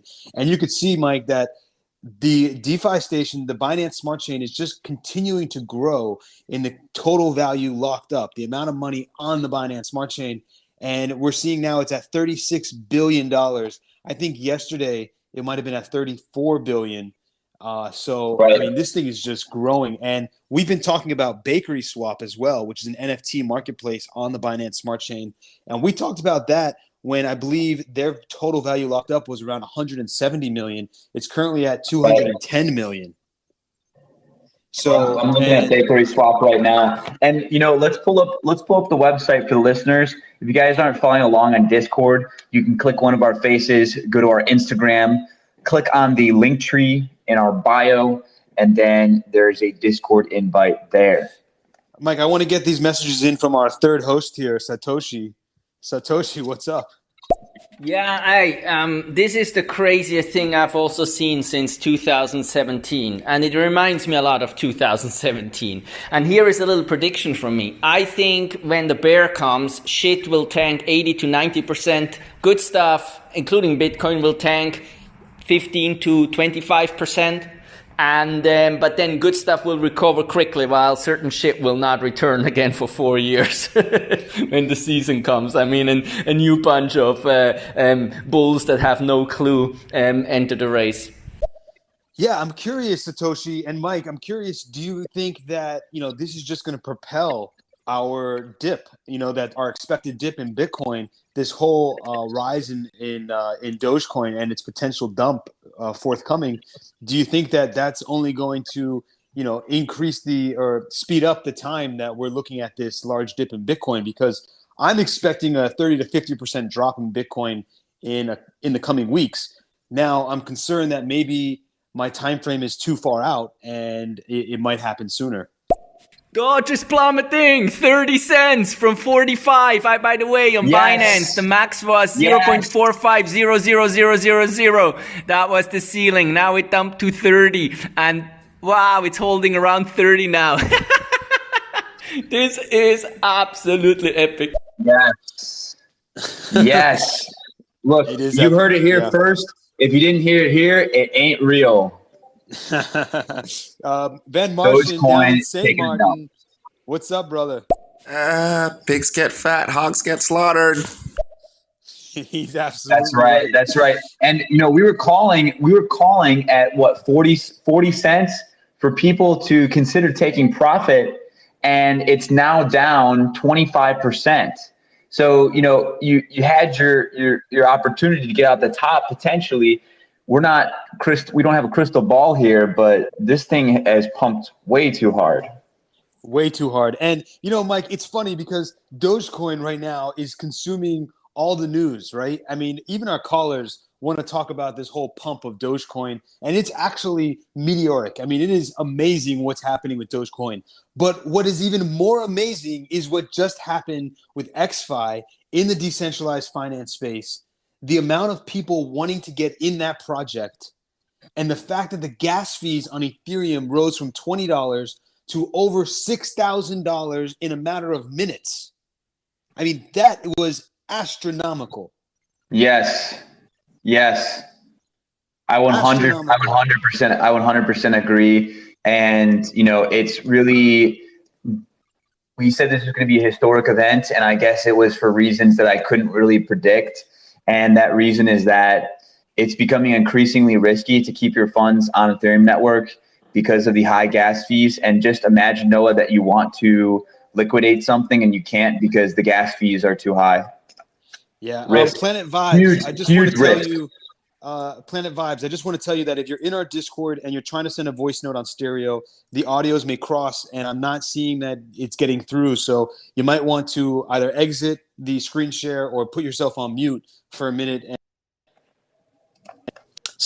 resend in your voice note. Spirit Bear, what's up? Tell us. Okay, yeah, it dropped down, but look at it now. It picked right back up almost to 40 cents. People buy up those red candles as soon as they drop. I'm telling you, man, it's not done. Took out 200 in profit, but now I'm kicking myself in the ass because I should have left it in there. No, never kick yourself in the ass for taking profit. Based on what, man? You gotta, if you got out any profit, that's amazing. You got it at 8 cents, bro. Come on, man. You made a killing. Profit. Yeah. Bro, you made a killing, man. You made an absolute killing. Never look back and say, "Oh, I could have done this. I could have done better." Especially when you're in the green. You could do that all day long, and you can. It'll eat yourself alive. But don't chase it. Don't chase it. Hey, party is not over. The fucker is back at 40. hold your horses. It might win an all-time high very soon again. But on the flip side, I don't think Bitcoin will drop as much as you said. There's simply too much big money watching it that will take positions if it starts dropping below, especially 50. And then again at 40, there's huge money that will try to support it. And hey, if it goes down more, great. Look. If I could choose right now, and imagine I have all my crypto money, and it's not little, in Bitcoin. If I could choose right now to double up in price or to go 50% down in the next 2 months, I'd take in a second 50% down. And the reason is it will wash out more weak hands, it will bring in more strong money, and I'd buy more. Yeah, he's got a great point there. He's absolutely right. Yeah. And I wouldn't typically take that approach because it sounds like you're sipping the Kool-Aid, but this is an alternative money system that has the most support behind it. This is like if you had to choose between, a strong network and a weak network, which one would you pick? Yeah. And we're going to talk. We're not done with the Bitcoin standard hash rate token. We're going to talk more about that because Noah and I discovered something interesting that they're getting into the NFT space. It sounds gimmicky, doesn't it, Noah? It sounds extremely gimmicky, but it's not. It's a little bit technical, but it's pretty cool. They I'll just briefly give an explanation of it. They want to track the identity of NFTs on the Bitcoin network. And being that Bitcoin's the most trusted network, I really want to hear Satoshi's opinion on this, of this Tau protocol. He knows what we're talking about. Them tracking the identity and history of NFTs using the Bitcoin network. Dogecoin is continuing to go up. It's now at 40 cents, 41 cents. Yes, I agree that this is historic. In terms of the Dogecoin pump, where's it gonna stop? Where is it gonna stop? It's past 41. It's past 41 cents. It's 42 cents now. It just dumped a little bit. This thing, look, I agree with Spirit Bear, but I just think the risk outweighs the reward at this point. I do want to say that a narrative that I want to see play out is I want to see Dogecoin pass XRP. And that would make me so happy. You have no idea. That'd make me so happy. So guys, a quick question. Yeah, I wanted to know, have you guys had any major losses, and what was it on? Actually, I had a loss this morning. One of my few losses in cryptocurrency, and it was because my stop loss hit on an investment I made yesterday. Yeah, I mean, we made the same. We made the same trade. It's like, Noah, maybe we should make it a point to make different trades. What do you think? Yeah, I think you're right. Especially if it's just speculative and we're using other signals to make these trades. I think we should diversify it a bit. But I had a small loss this morning. I mean, not big. I set a tight stop loss, and so that's what you really need to do if you're gonna play in this market. You have to set those tight stop losses and just cut and run when the price drops. And we highly recommend that if you're making money right now in Doge, set that stop loss. I mean, what's it at right now, Mike? You're looking at around 40. What is it at right now? Like 41 cents. So maybe you want to set your stop loss for 37 cents, 38 cents, and pull out when that thing starts to tank. Not financial advice, but just a recommendation from a friend. Yeah. Don't you love when CZ Binance always puts not FA? Yeah, exactly. The owner and creator of Binance, he puts not financial advice after his tweets. Yeah. But yeah, and speaking of Binance, we've seen a decent pullback in BNB, and what do you think happened there? You think it was just kind of overbought and people are taking profits? Yeah, I think that's exactly what it is. And I think, we could pull up the BNB chart and we could take a look at it, because I'm still bullish on BNB. And I think that you should be too, because if you look at DeFi Station, you can see that the total value locked on the Binance Smart Chain continues to grow. And maybe, the whole Coinbase issue took a little clout away from Binance this week, but what I'm seeing here in the chart here is actually more of a consolidation period than I am seeing a big drop in price. And I'm okay with Binance Coin consolidating and reaccumulating. I think we're going to see Binance Coin. It looks like it's met some resistance at the $500 mark. I think that's great. I mean, I'm still bullish on Binance Coin. I think it's going to go up. I think it's a great platform. And we can see just what happened today with XFai, with so many people trying to get into this project that's on the Ethereum blockchain. Gas fees just exploded. And Mike, you said it yourself. XFai is coming to Binance. Yeah, that's right. They've already announced that they're going to launch in the Binance Smart Chain. And I think this is huge because their whole target demographic is people that are investing in tokens with a 400 million market cap or less. And, plenty of tokens, right? There's plenty of options there. I think there's a huge market for speculation. And look, there's a lot of projects out there that people don't want to put their liquidity in because of the risk. So when XFi comes in and says, hey, we're going to give traders, investors tools to de-risk their liquidity mining, that makes the space more efficient. I mean, this is the gods. Like, I'm very confident saying this is like the godsend that the DeFi space needed to accelerate its growth. And I'm looking for this project to do that. obviously everybody's a little bit disappointed with the $6,000 gas fees that we saw. And, you know, I didn't check it recently because... I mean, disappointed is the understatement of the year, Mike. Disappointed. Look, when you said that you had loaded up a few thousand more dollars in, I imagine that firstly you did your research and you found that this is a legit group. They're backed by, you know, they're at least in terms of reputation, backed by the owner of Bitcoin.com. They've got McKinsey in there, an advisor linked to McKinsey, an advisor linked to Goldman Sachs. Goldman Sachs, yeah. But Mike, and one thing, it's a strong deck. That's one of the strongest decks I've seen. It's a strong team of people behind this project. But one reason that just convinced me when I woke up this morning and I was thinking about it, reading about it, that really just convinced me is that first mover advantage. In the blockchain space, first mover advantage is key. Now, we can look back at like the internet and we can see the first mover advantage wasn't key, right? Like for example, Yahoo versus Google. Yahoo was first, but Google took the market. However, in this whole blockchain space, that's different. Look at Bitcoin versus all the other versus all the other coins that are competing with them in that value, in that coin of value, that token of value.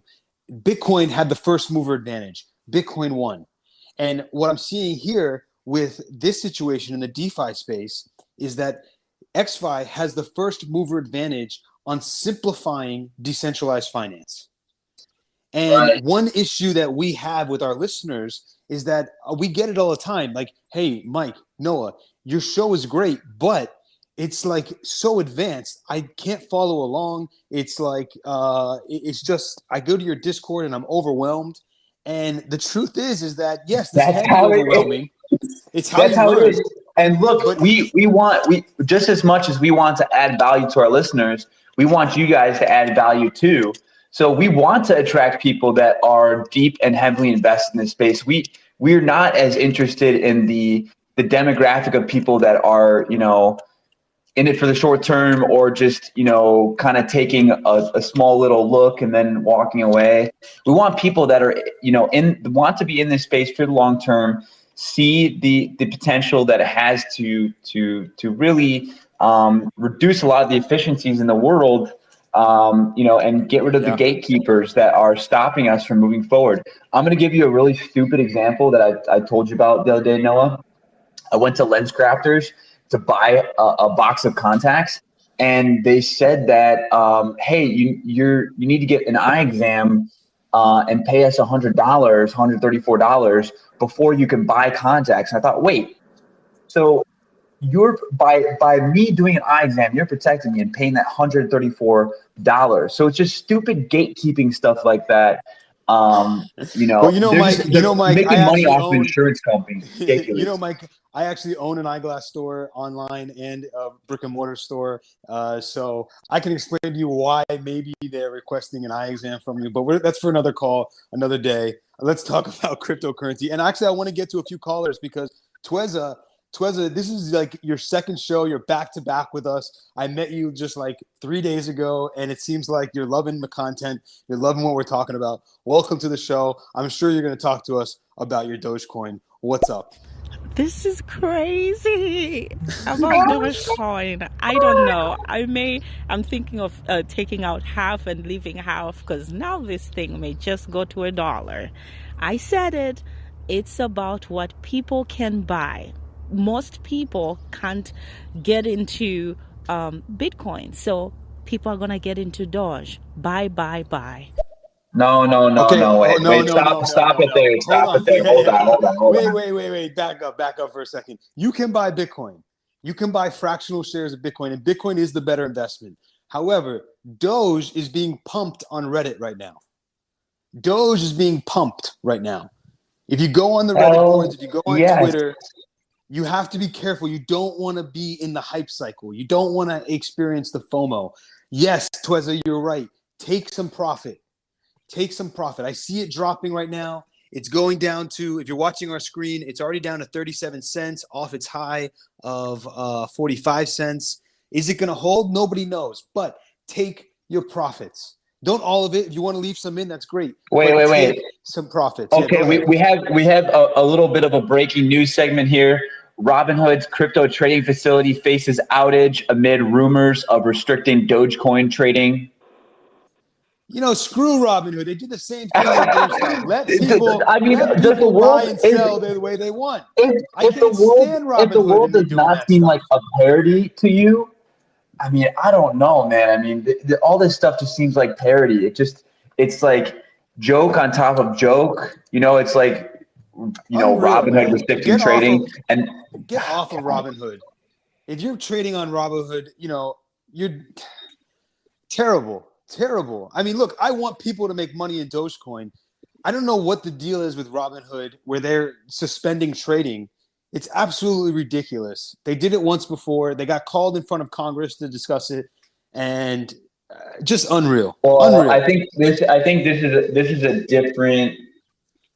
Yeah, that was liquidity reasons before, but just the fact that Robinhood with those valuations soaring. Dogecoin also makes an entry. Yeah, so Dogecoin is what, number 7 now? We know that this is ridiculous, Noah, and there's no reason to think that this network can support all these transactions. None of these transactions are happening on the Dogecoin network. They're all happening on centralized exchanges. Right. That's what everybody is missing. That's the issue. Network. That's the issue here. This network cannot support all of these transactions. I would love to see, because look, if ETH can't support what happened this morning, I sincerely doubt. And look, I don't think anybody's mining Dogecoin. Yeah, let me get to Satoshi here, but you're absolutely right. These transactions are on the exchanges. They're not actually being done over the Doge network. So that's an important thing to remember. Satoshi, what's up? Guys, I think XFai is Ethereum's Chernobyl. It will never be the same for the union, and anyone now with a brain and who will launch somewhere else and move away from Ethereum. Yes. And I have a background of being in executive decision making of a company of quite a size, and trust me, nobody sane will try to have anything on the Ethereum network if you have an alternative. Yeah, he's absolutely right. I mean, who's going to pay $6,000 in gas fees? Guys, clap it up for Satoshi 2009. Give him a follow. Support him for taking his time out and coming onto this platform and speaking. Of course, people like him are the people that we're trying to reach out to and connect with. People that have been in this space for a long time or are looking to be in this space and get it. It doesn't matter when it clicks with you, just that you genuinely, sort of align yourself with the values that this decentralized space is moving in. That's what this is about, because I think, if you're coming into this and you're trying to treat it like stocks, you might get burned in the short term. You might get disappointed. You might, your interest might detract. But if you really see what's happening here, like with the XFi stuff, man, it's exciting. It's exciting. XFi breaks Ethereum and Doge breaks Robinhood. 2 fuckers going down. Oh my god. Long live Binance and Coinbase, man. Fuck those other, and Bitcoin. Screw those other networks. This is a historic day. Yeah, it is a historic day. And we didn't think it would be historic for this reason.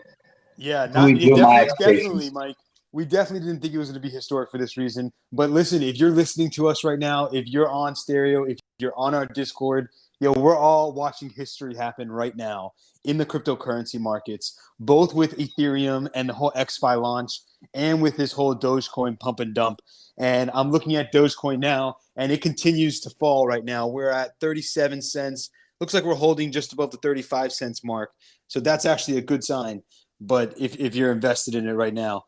Alan, what's up? I'm a proud beta male, and I own that. Y'all said it perfectly right. Don't follow the trend.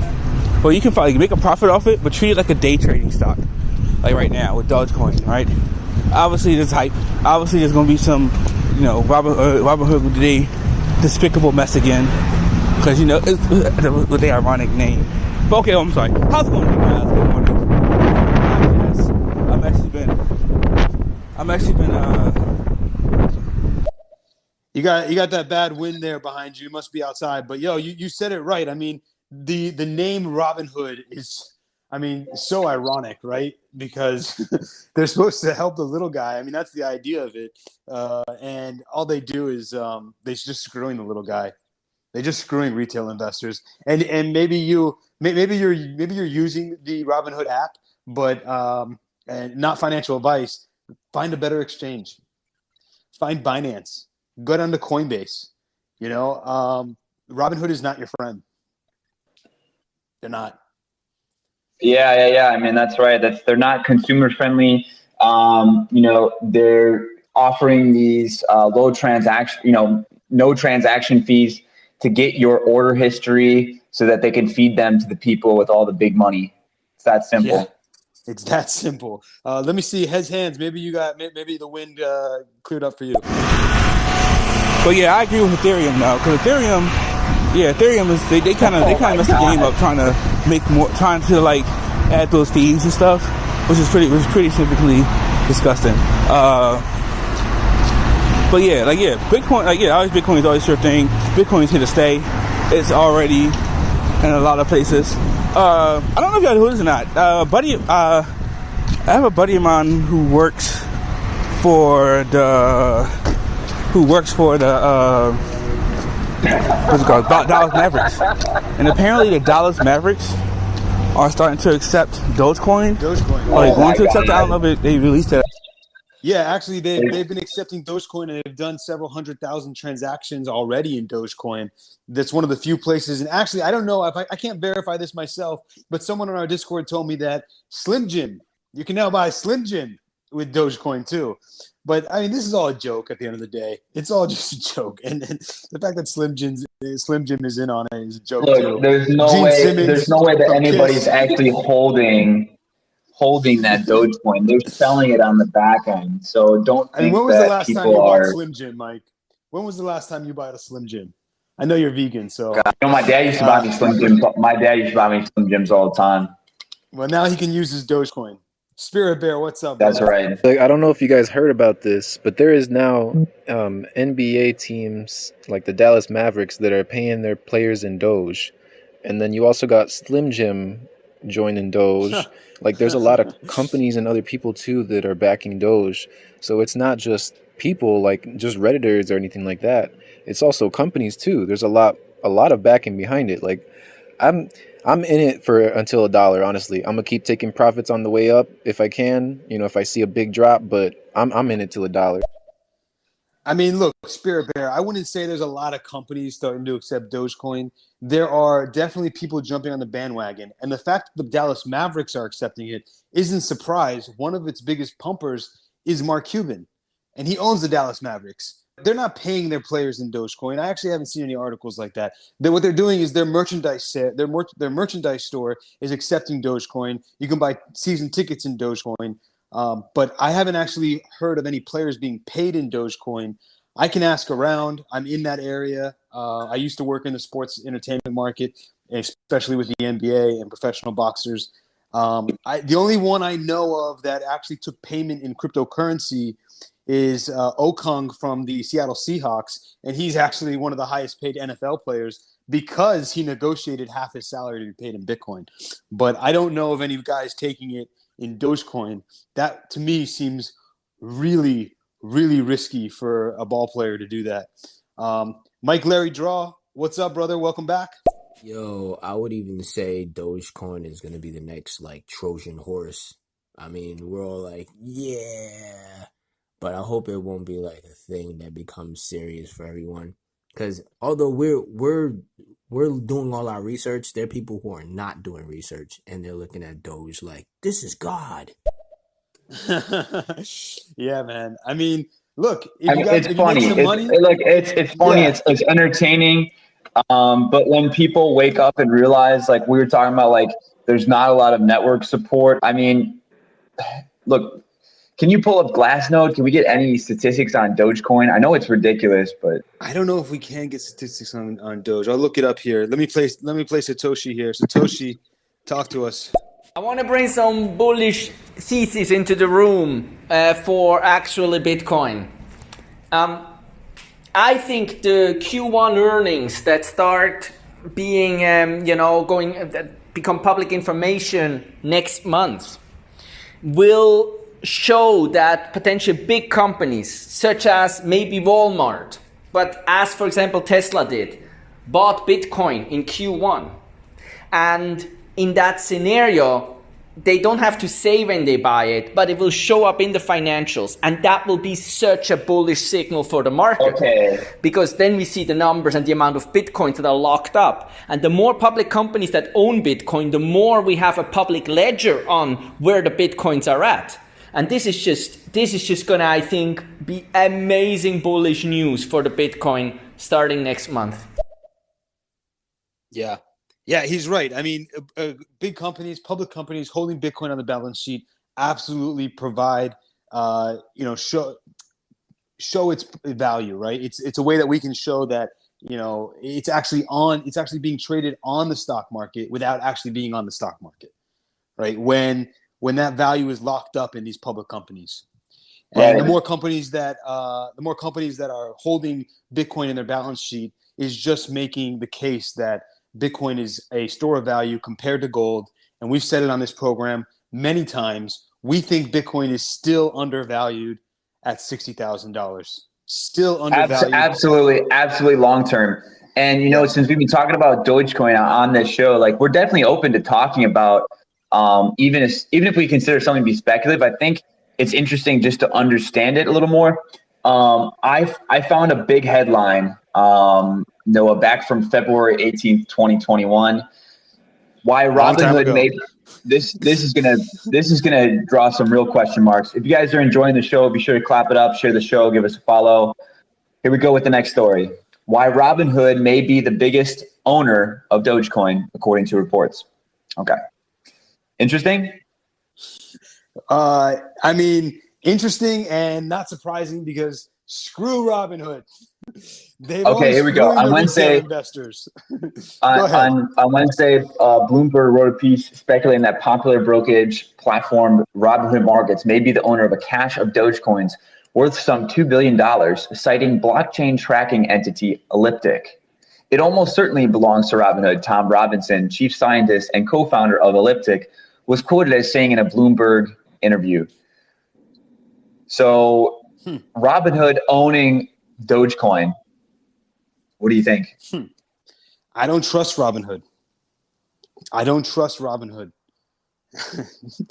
That's what I think. Right. I mean, look, they is it not crazy for them to list something and the fact that they're kind of involved in the brokerage space and getting access to investors, advertising, I'm pretty sure.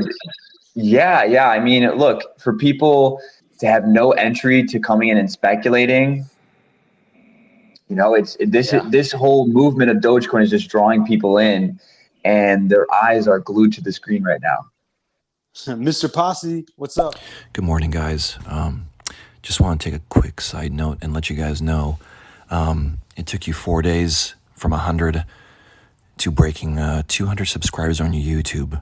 So I just want to give you mad props, and everyone that's listening, make sure you hit that follow button, make sure you subscribe, share, and give props to these guys for sharing what's happening in the community, and also give them props for the research they put in. Big ups to Satoshi. That dude's fucking funny as hell, and one of the craziest fucking dudes, that I've seen, execute, and his analogy is just fucking funny. So happy Friday. Congratulations on breaking 200 subscribers on YouTube. Make sure you follow them on YouTube. Make sure you follow them on Discord because they're the shit. Big ups TDC crew. Appreciate that, man. Yeah. We're just here talking about stuff as it's happening, as it comes to our attention.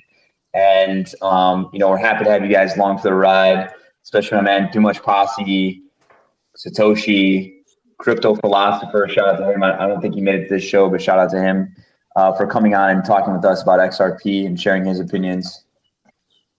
Yeah, definitely. And you'll see, I mean, we prioritize comments from guests that we know are actually dropping knowledge for our listeners. And so definitely thank you all for listening in, for following us on YouTube, for joining our Discord. We're actually taking our stereo chats to a new level where we're going to, on every stereo chat, we're sharing our screen on Discord, and you can follow along our chart analysis. If you're just learning the space, it's actually a great way to learn how to do some basic technical analysis when buying and selling your cryptocurrencies. So definitely don't sleep on that. Get on our Discord. It's free.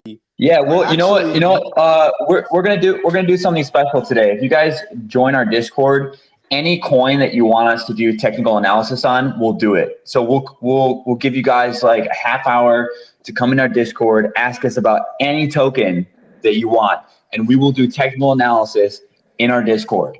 I was talking to Mike after think? our show yesterday. Well, I remember talking to you, Mike, after our show yesterday and talking to you about our growth on YouTube and our growth on Discord.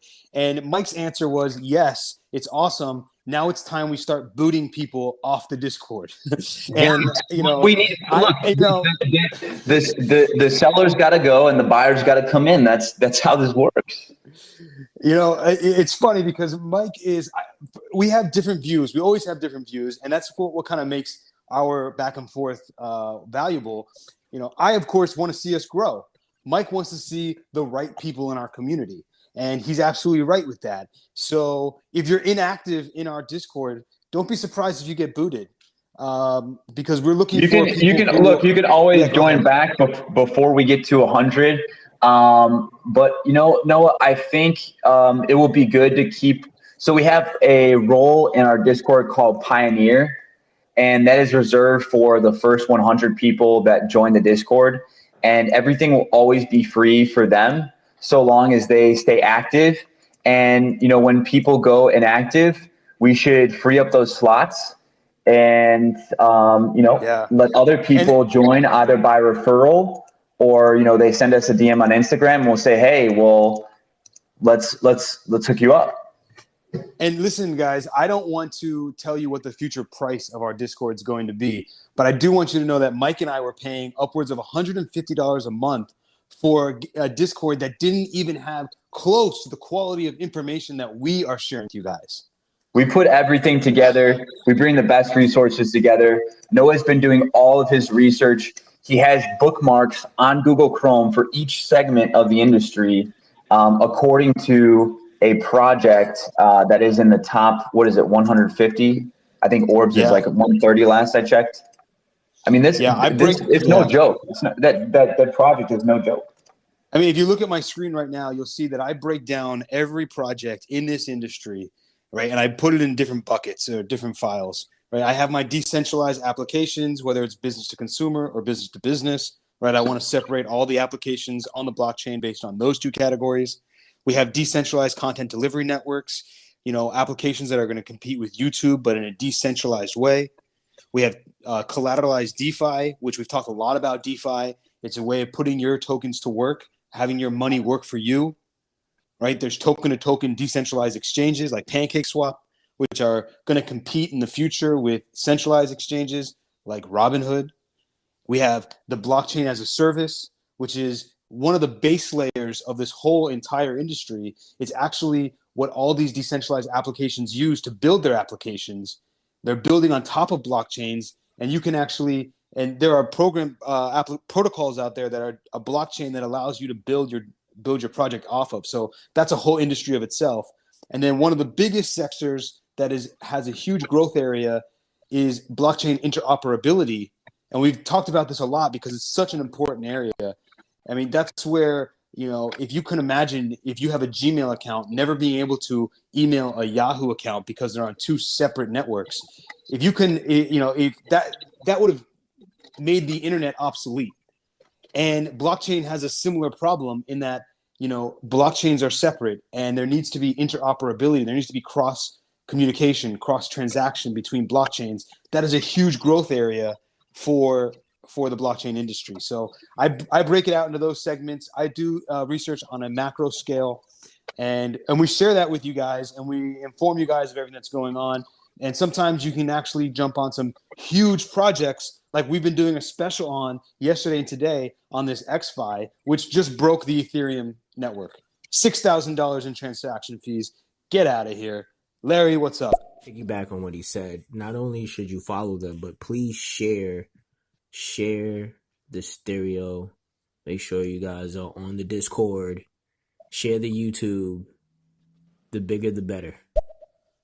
Yo, appreciate you, Larry. And I absolutely agree. And, you know, our goal is to pretty much snuff every other crypto show on stereo. And the reason is that we are deeply invested in this space, and we want more people to benefit from the research that we're doing. We want people that are serious about this space. And Mike, look at the people that we're attracting to our show. I'm pointing exactly to Satoshi. People who know this space, they're invested in this space in a big way, right? They're not guys who have no idea what they're talking about, or they're going to jump on a show because someone's pushing some type of altcoin that you never heard of. I mean, the biggest players that I've learned in this space are people who invest in Bitcoin and only Bitcoin. Right? I mean, look at Tom Vase. 100% of his allocation is in Bitcoin. And we hear the same thing from Satoshi here, where he's saying, you know, he's invested in Bitcoin. And it tells you something. It should tell you something. Where the smart money's at. What's up, Satoshi? And I want to say this clear and loud. I found this discussion a few days ago by chance. I never met the two gentlemen that have it before. And I would never, ever stick around here if I would have any feeling that they wouldn't be genuine and have the right mindset and the right values at heart. Wow. Yeah, 100%. Because look, our time, you know, at least I'm speaking from my perspective, our time here is limited. So I'm trying to do something that, you know, in my mind is going to be lasting. And I think this is it, you know, and Noah and I were both, you know, kind of inspired by the whole GameStop Robinhood situation. After that, I said, look, this is the time to take everything that I've learned in investing and give it to other people. And that's what we're doing right now. Yeah. Yeah. You know, and we want people that are serious, Noah and I both want to make good use of our time and make good use of your time as well. So definitely join us in the Discord. We will do any technical analysis on any coin. We'll give you an hour to do that. So make sure to click on one of our faces. Go to Instagram. Discord link is in the link tree. So Instagram, link tree, then click Discord link there. You can join. Mike, maybe you can do some technical analysis on Doge again, because I think a lot of our listeners are interested in what's going on with Doge. But let me play this message from Twizza. Sure. Do you want me to do short term? I have a little bit of pumpamentals, and I say that sarcastically. So here's some things that you should know about Doge. One major whale and one big whale. One wallet still holds, 28% of all existing Doge. And back in February, Elon was trying to convince whoever was holding all that Doge to dump it on the market so that, you know, that would resolve an issue with DogeCoin. And that issue still persists to this day. Right. Twizza, tell me. Yeah, I definitely enjoy your content. You guys have a lot of information. You have a lot of knowledge. So definitely I'm going to be listening. I just enjoy talking about Doge.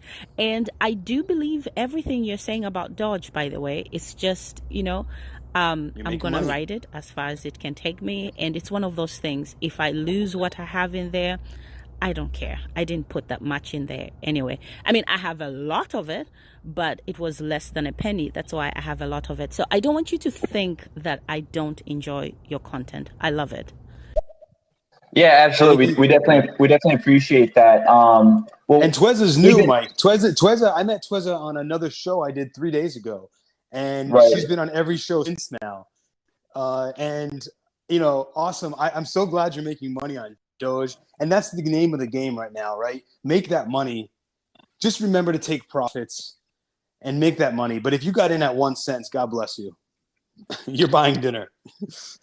That's right. And, we want you guys to not just listen to the show, but actually, like, as we're doing the show, if you're not kind of on the road, try to pull up the computer and verify everything that we're saying, like about Dogecoin, for example, because there's going to be instances where we might be wrong. Like, we might be wrong about Dogecoin. We might, but let's go to the charts here because I have it pulled up. Are you sharing your screen, Mike? Let me get back in there.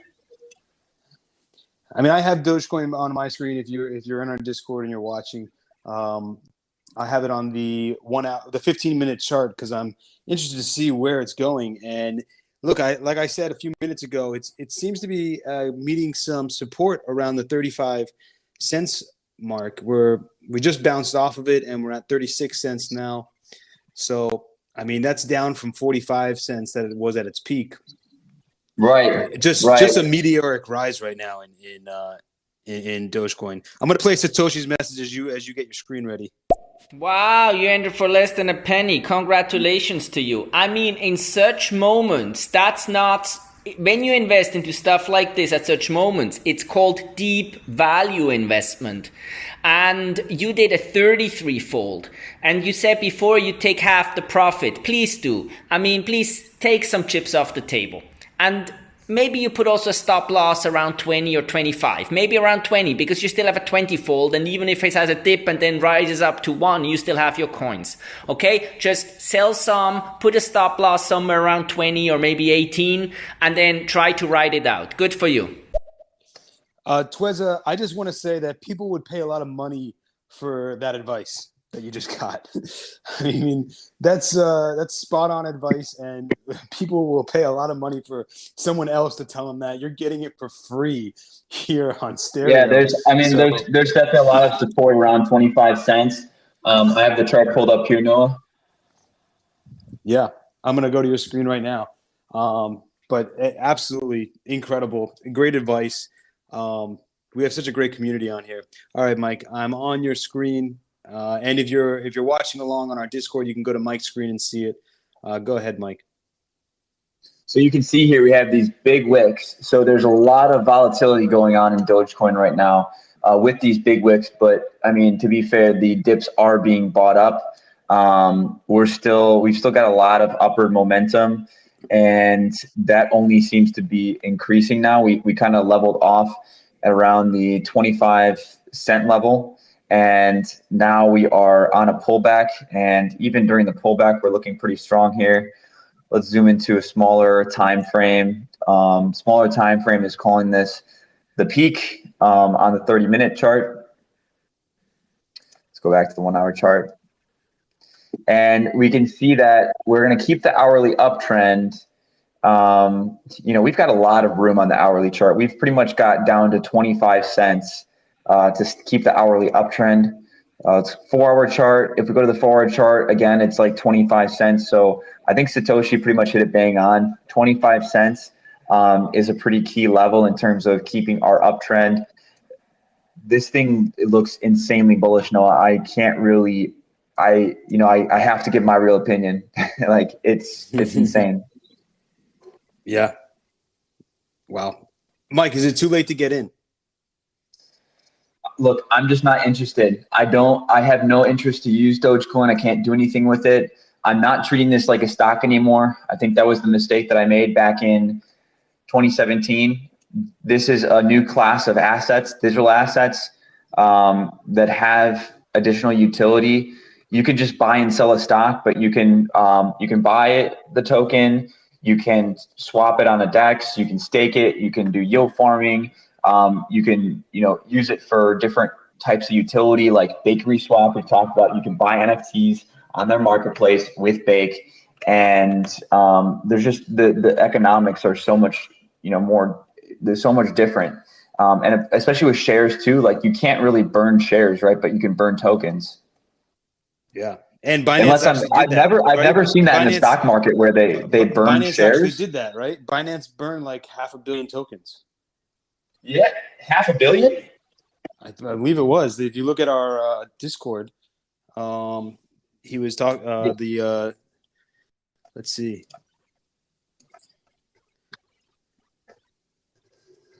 I just want to be able to in the yield farming. Was it in yield farming? No, maybe. And I'm looking at the 30-cent level is a key pivot level. If we dip below 30 cents, we might see a bit more of a pullback. But as long as we stay above 30 cents on Doge, there's very strong momentum in the upward direction. Yeah, I'm just trying to pull that up where CZ from Binance was talking about him burning BNB tokens. And I also, for anybody that's looking on the Discord right now, I'm going to draw some lines here because I want to show when we had this breakout in Dogecoin, right? We had this huge breakout. And how do you catch these breakouts? If you guys do want to join us, click on our face, Instagram, click the link tree, and then there will be a Discord invite there. I want to put a line here so that you can see when the breakup started happening. So it was around 7.5 cents. When we broke up above 7.5 cents, that was, we broke the previous all-time high. When we broke the previous all-time high, Noah, breaking all-time highs only makes way for new all-time highs, right? So we just continue to go up from there. And of course, we've done a 6x. We've done nearly a 6x from 4 days ago. Wow. Yeah. So with that said, guys, I think we're going to start to close out the show here. You can join the conversation on Discord. Again, go to Instagram, Linktree, Discord invite is there. And we thank you guys for joining us for this special event with XFai. We saw the Ethereum gas fees explode up to $6,000. Unheard of. Very historic. Unheard of. Historic moment, but perhaps not in the best way. Yeah. Well, Mike, yesterday when we were naming our show, we were brainstorming on names for the show, and we said DeFi making history, and we did not expect it to make history in the way it did. We thought this was going to be a groundbreaking new product. People can get in and actually, be in a good opportunity that most people don't even know about, which is changing the way we're doing decentralized finance. But instead, we made history in a completely different way today. The Ethereum gas fees to get inside this project that Mike has been telling us about for the past couple of days skyrocketed to $6,000. So Mike was trying to put in $1,000 into this project, but it would cost him $6,000 to do it. Unheard of. Unheard of. Well, the burn only makes sense when something also has a max supply. So then I agree with stocks, but on stocks, let's say a company that does buybacks is pretty much the same like a token that does burn and has no max supply. Okay? No, is my wallet glitching out? Can you go and check the ETH transaction fee for me? Because I'm seeing that it's $7,600 right now. Are you serious? Dude, this could really, destroy people might ETH's be network. Dude, this is not good. I just want to make sure that it's not my wallet that's like glitching out or something. Can you try to just make a transaction? Don't approve it, but then just see what the gas fee is. Yeah, I will right now. Let's see. You can even do it on the XFai thing. Yeah, I'm doing that right now. And XFai, okay, came up, and oh my God. My gas fee, otherwise known as a transaction fee, to farm the couple $1,000s I wanted to put into XFai is $7,360. Well, everybody, close up shop, go home. This thing's burning down and burning down real fast. Ridiculous. There is no ceiling to this price, potentially. You understand? There is no SEC, there's no market, there is no kill switch, there's no ceiling. That's the beauty about the blockchain. It shows where the problem is at and exposes it. And while you waited for history, it would have made history. But there was a bottleneck, and the bottleneck is the Ethereum network that was designed in a way that does not work. Wow. So, I mean, let me ask you, Satoshi, before we close off here, what's going to happen with the Ethereum price action as a result of this? I mean, do you expect to see a big change in the price action of Ethereum because of we're exposing the problems with the network? Just interested in your thoughts on that. Yo, I just tried too. If I wanted to even do $100 transaction, it costs $50.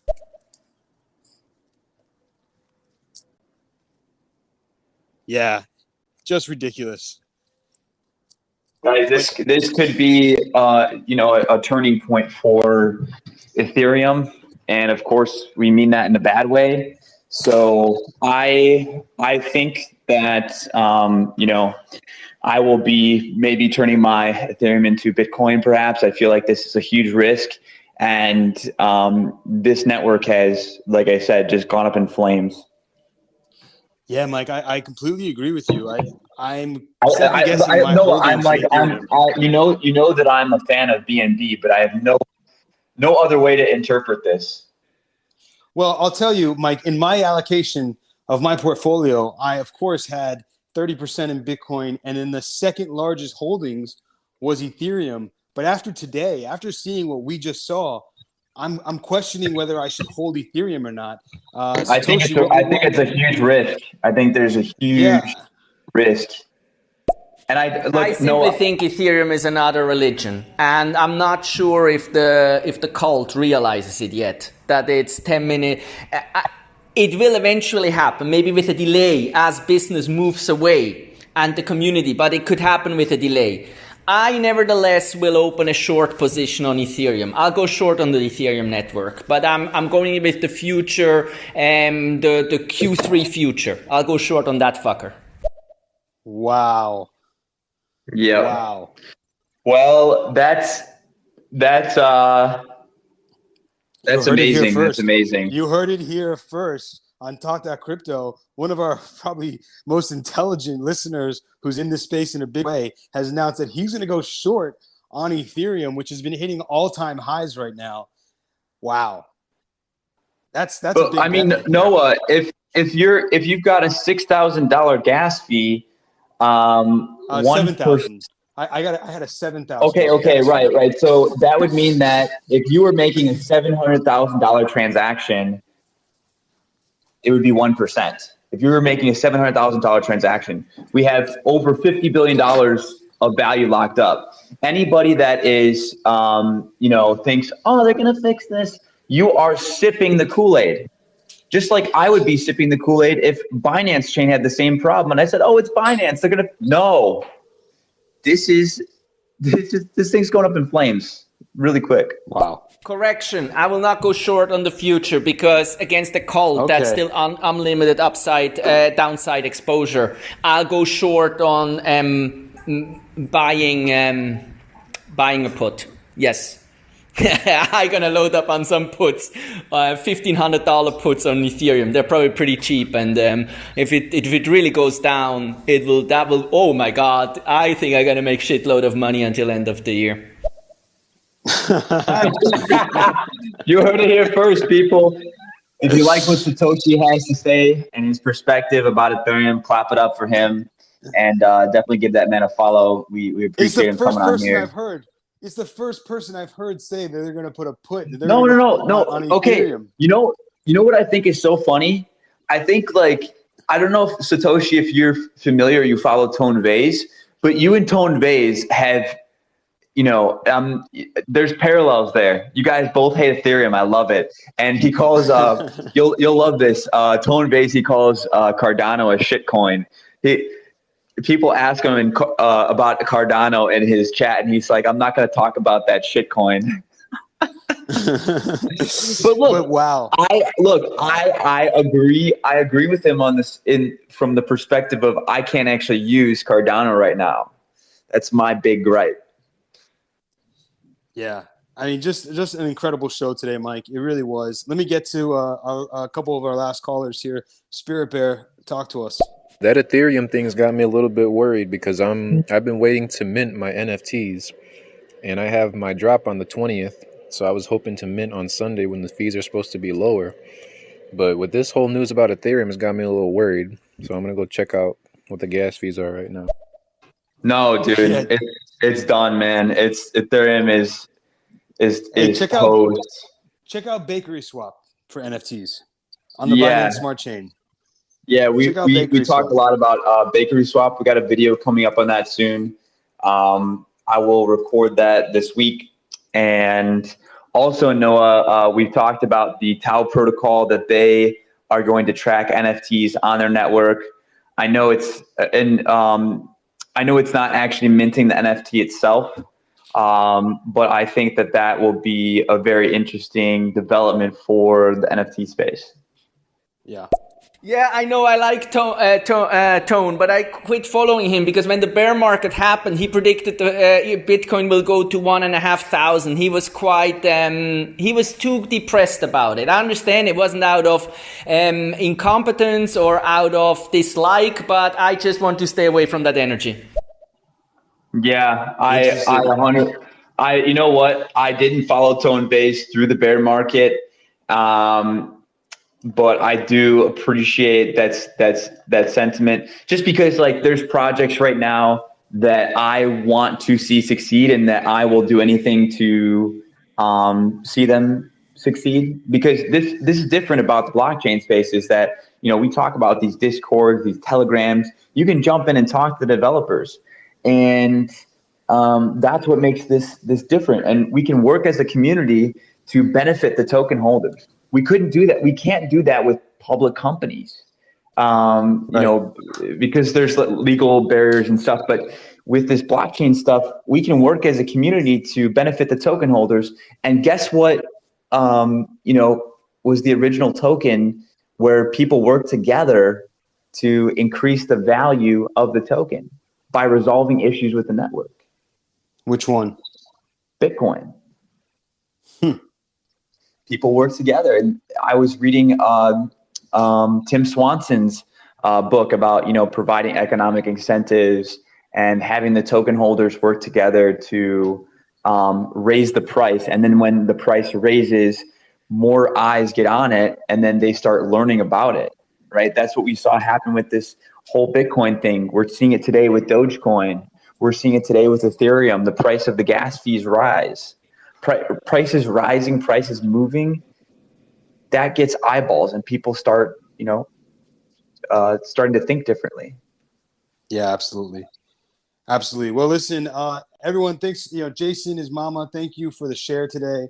And thank you everyone for clapping it up. Spirit Bear, Larry, Too Much Posse, and a big shout out to our special host. Before we go, I want to read this from the XFai Telegram channel, because I've been messages asking, hey, like what happened with XFai?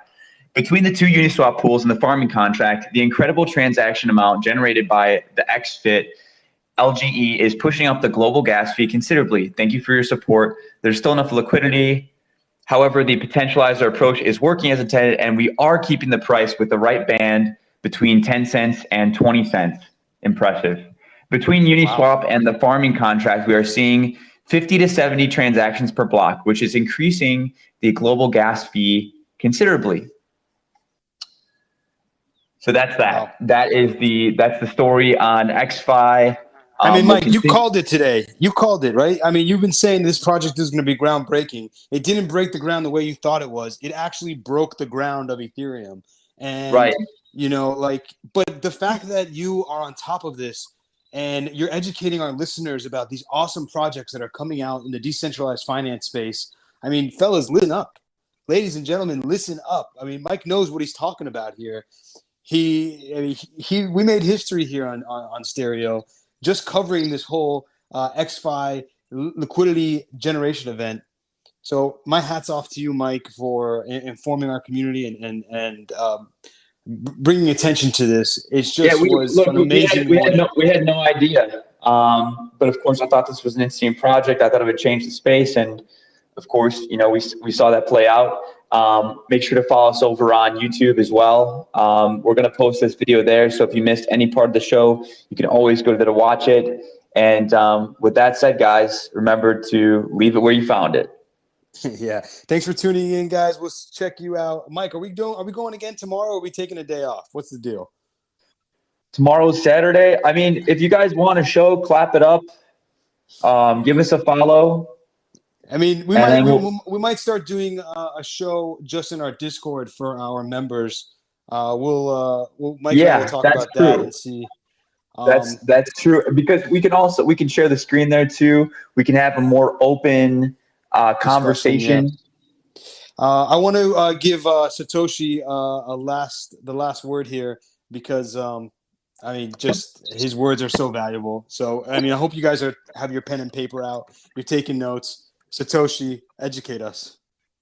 I think this is absolutely amazing how you predicted this. Absolutely amazing. I met you a few days ago, but this is really amazing. And now look at how funny this is. You talked about this launch, and I mentioned I'm not a fan of Ethereum. And this morning I wrote in the Discord about how one of the things I want to mention is the dilemma of Ethereum. And this is amazing. You understand what happened here, right?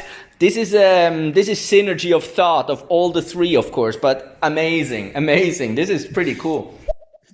Yeah, I think it's very unique as well. I think we're kind of like underplaying how historic and I'm running away from Ethereum. I'm running for the fields with Ethereum. When I can. I'm stuck right now, but oh well. If you guys but look, Mike, you just hit it on the head right there. You just said something that was so key. We're stuck. We can't move our money out of our Ethereum wallet right now. We don't have enough to cover the transaction fee. Everybody's effed. All the dApps are effed. All the average Joes are effed. The only people that are getting out with their money are the people that have millions of dollars. That's all I want to say. Yeah, that's, if you take away one thing from all of this today, of what happened today, is that retail investors on the Ethereum network, decentralized applications on the Ethereum network, especially small ones, are getting screwed over. They've all gotten screwed over today because nobody can use their platforms.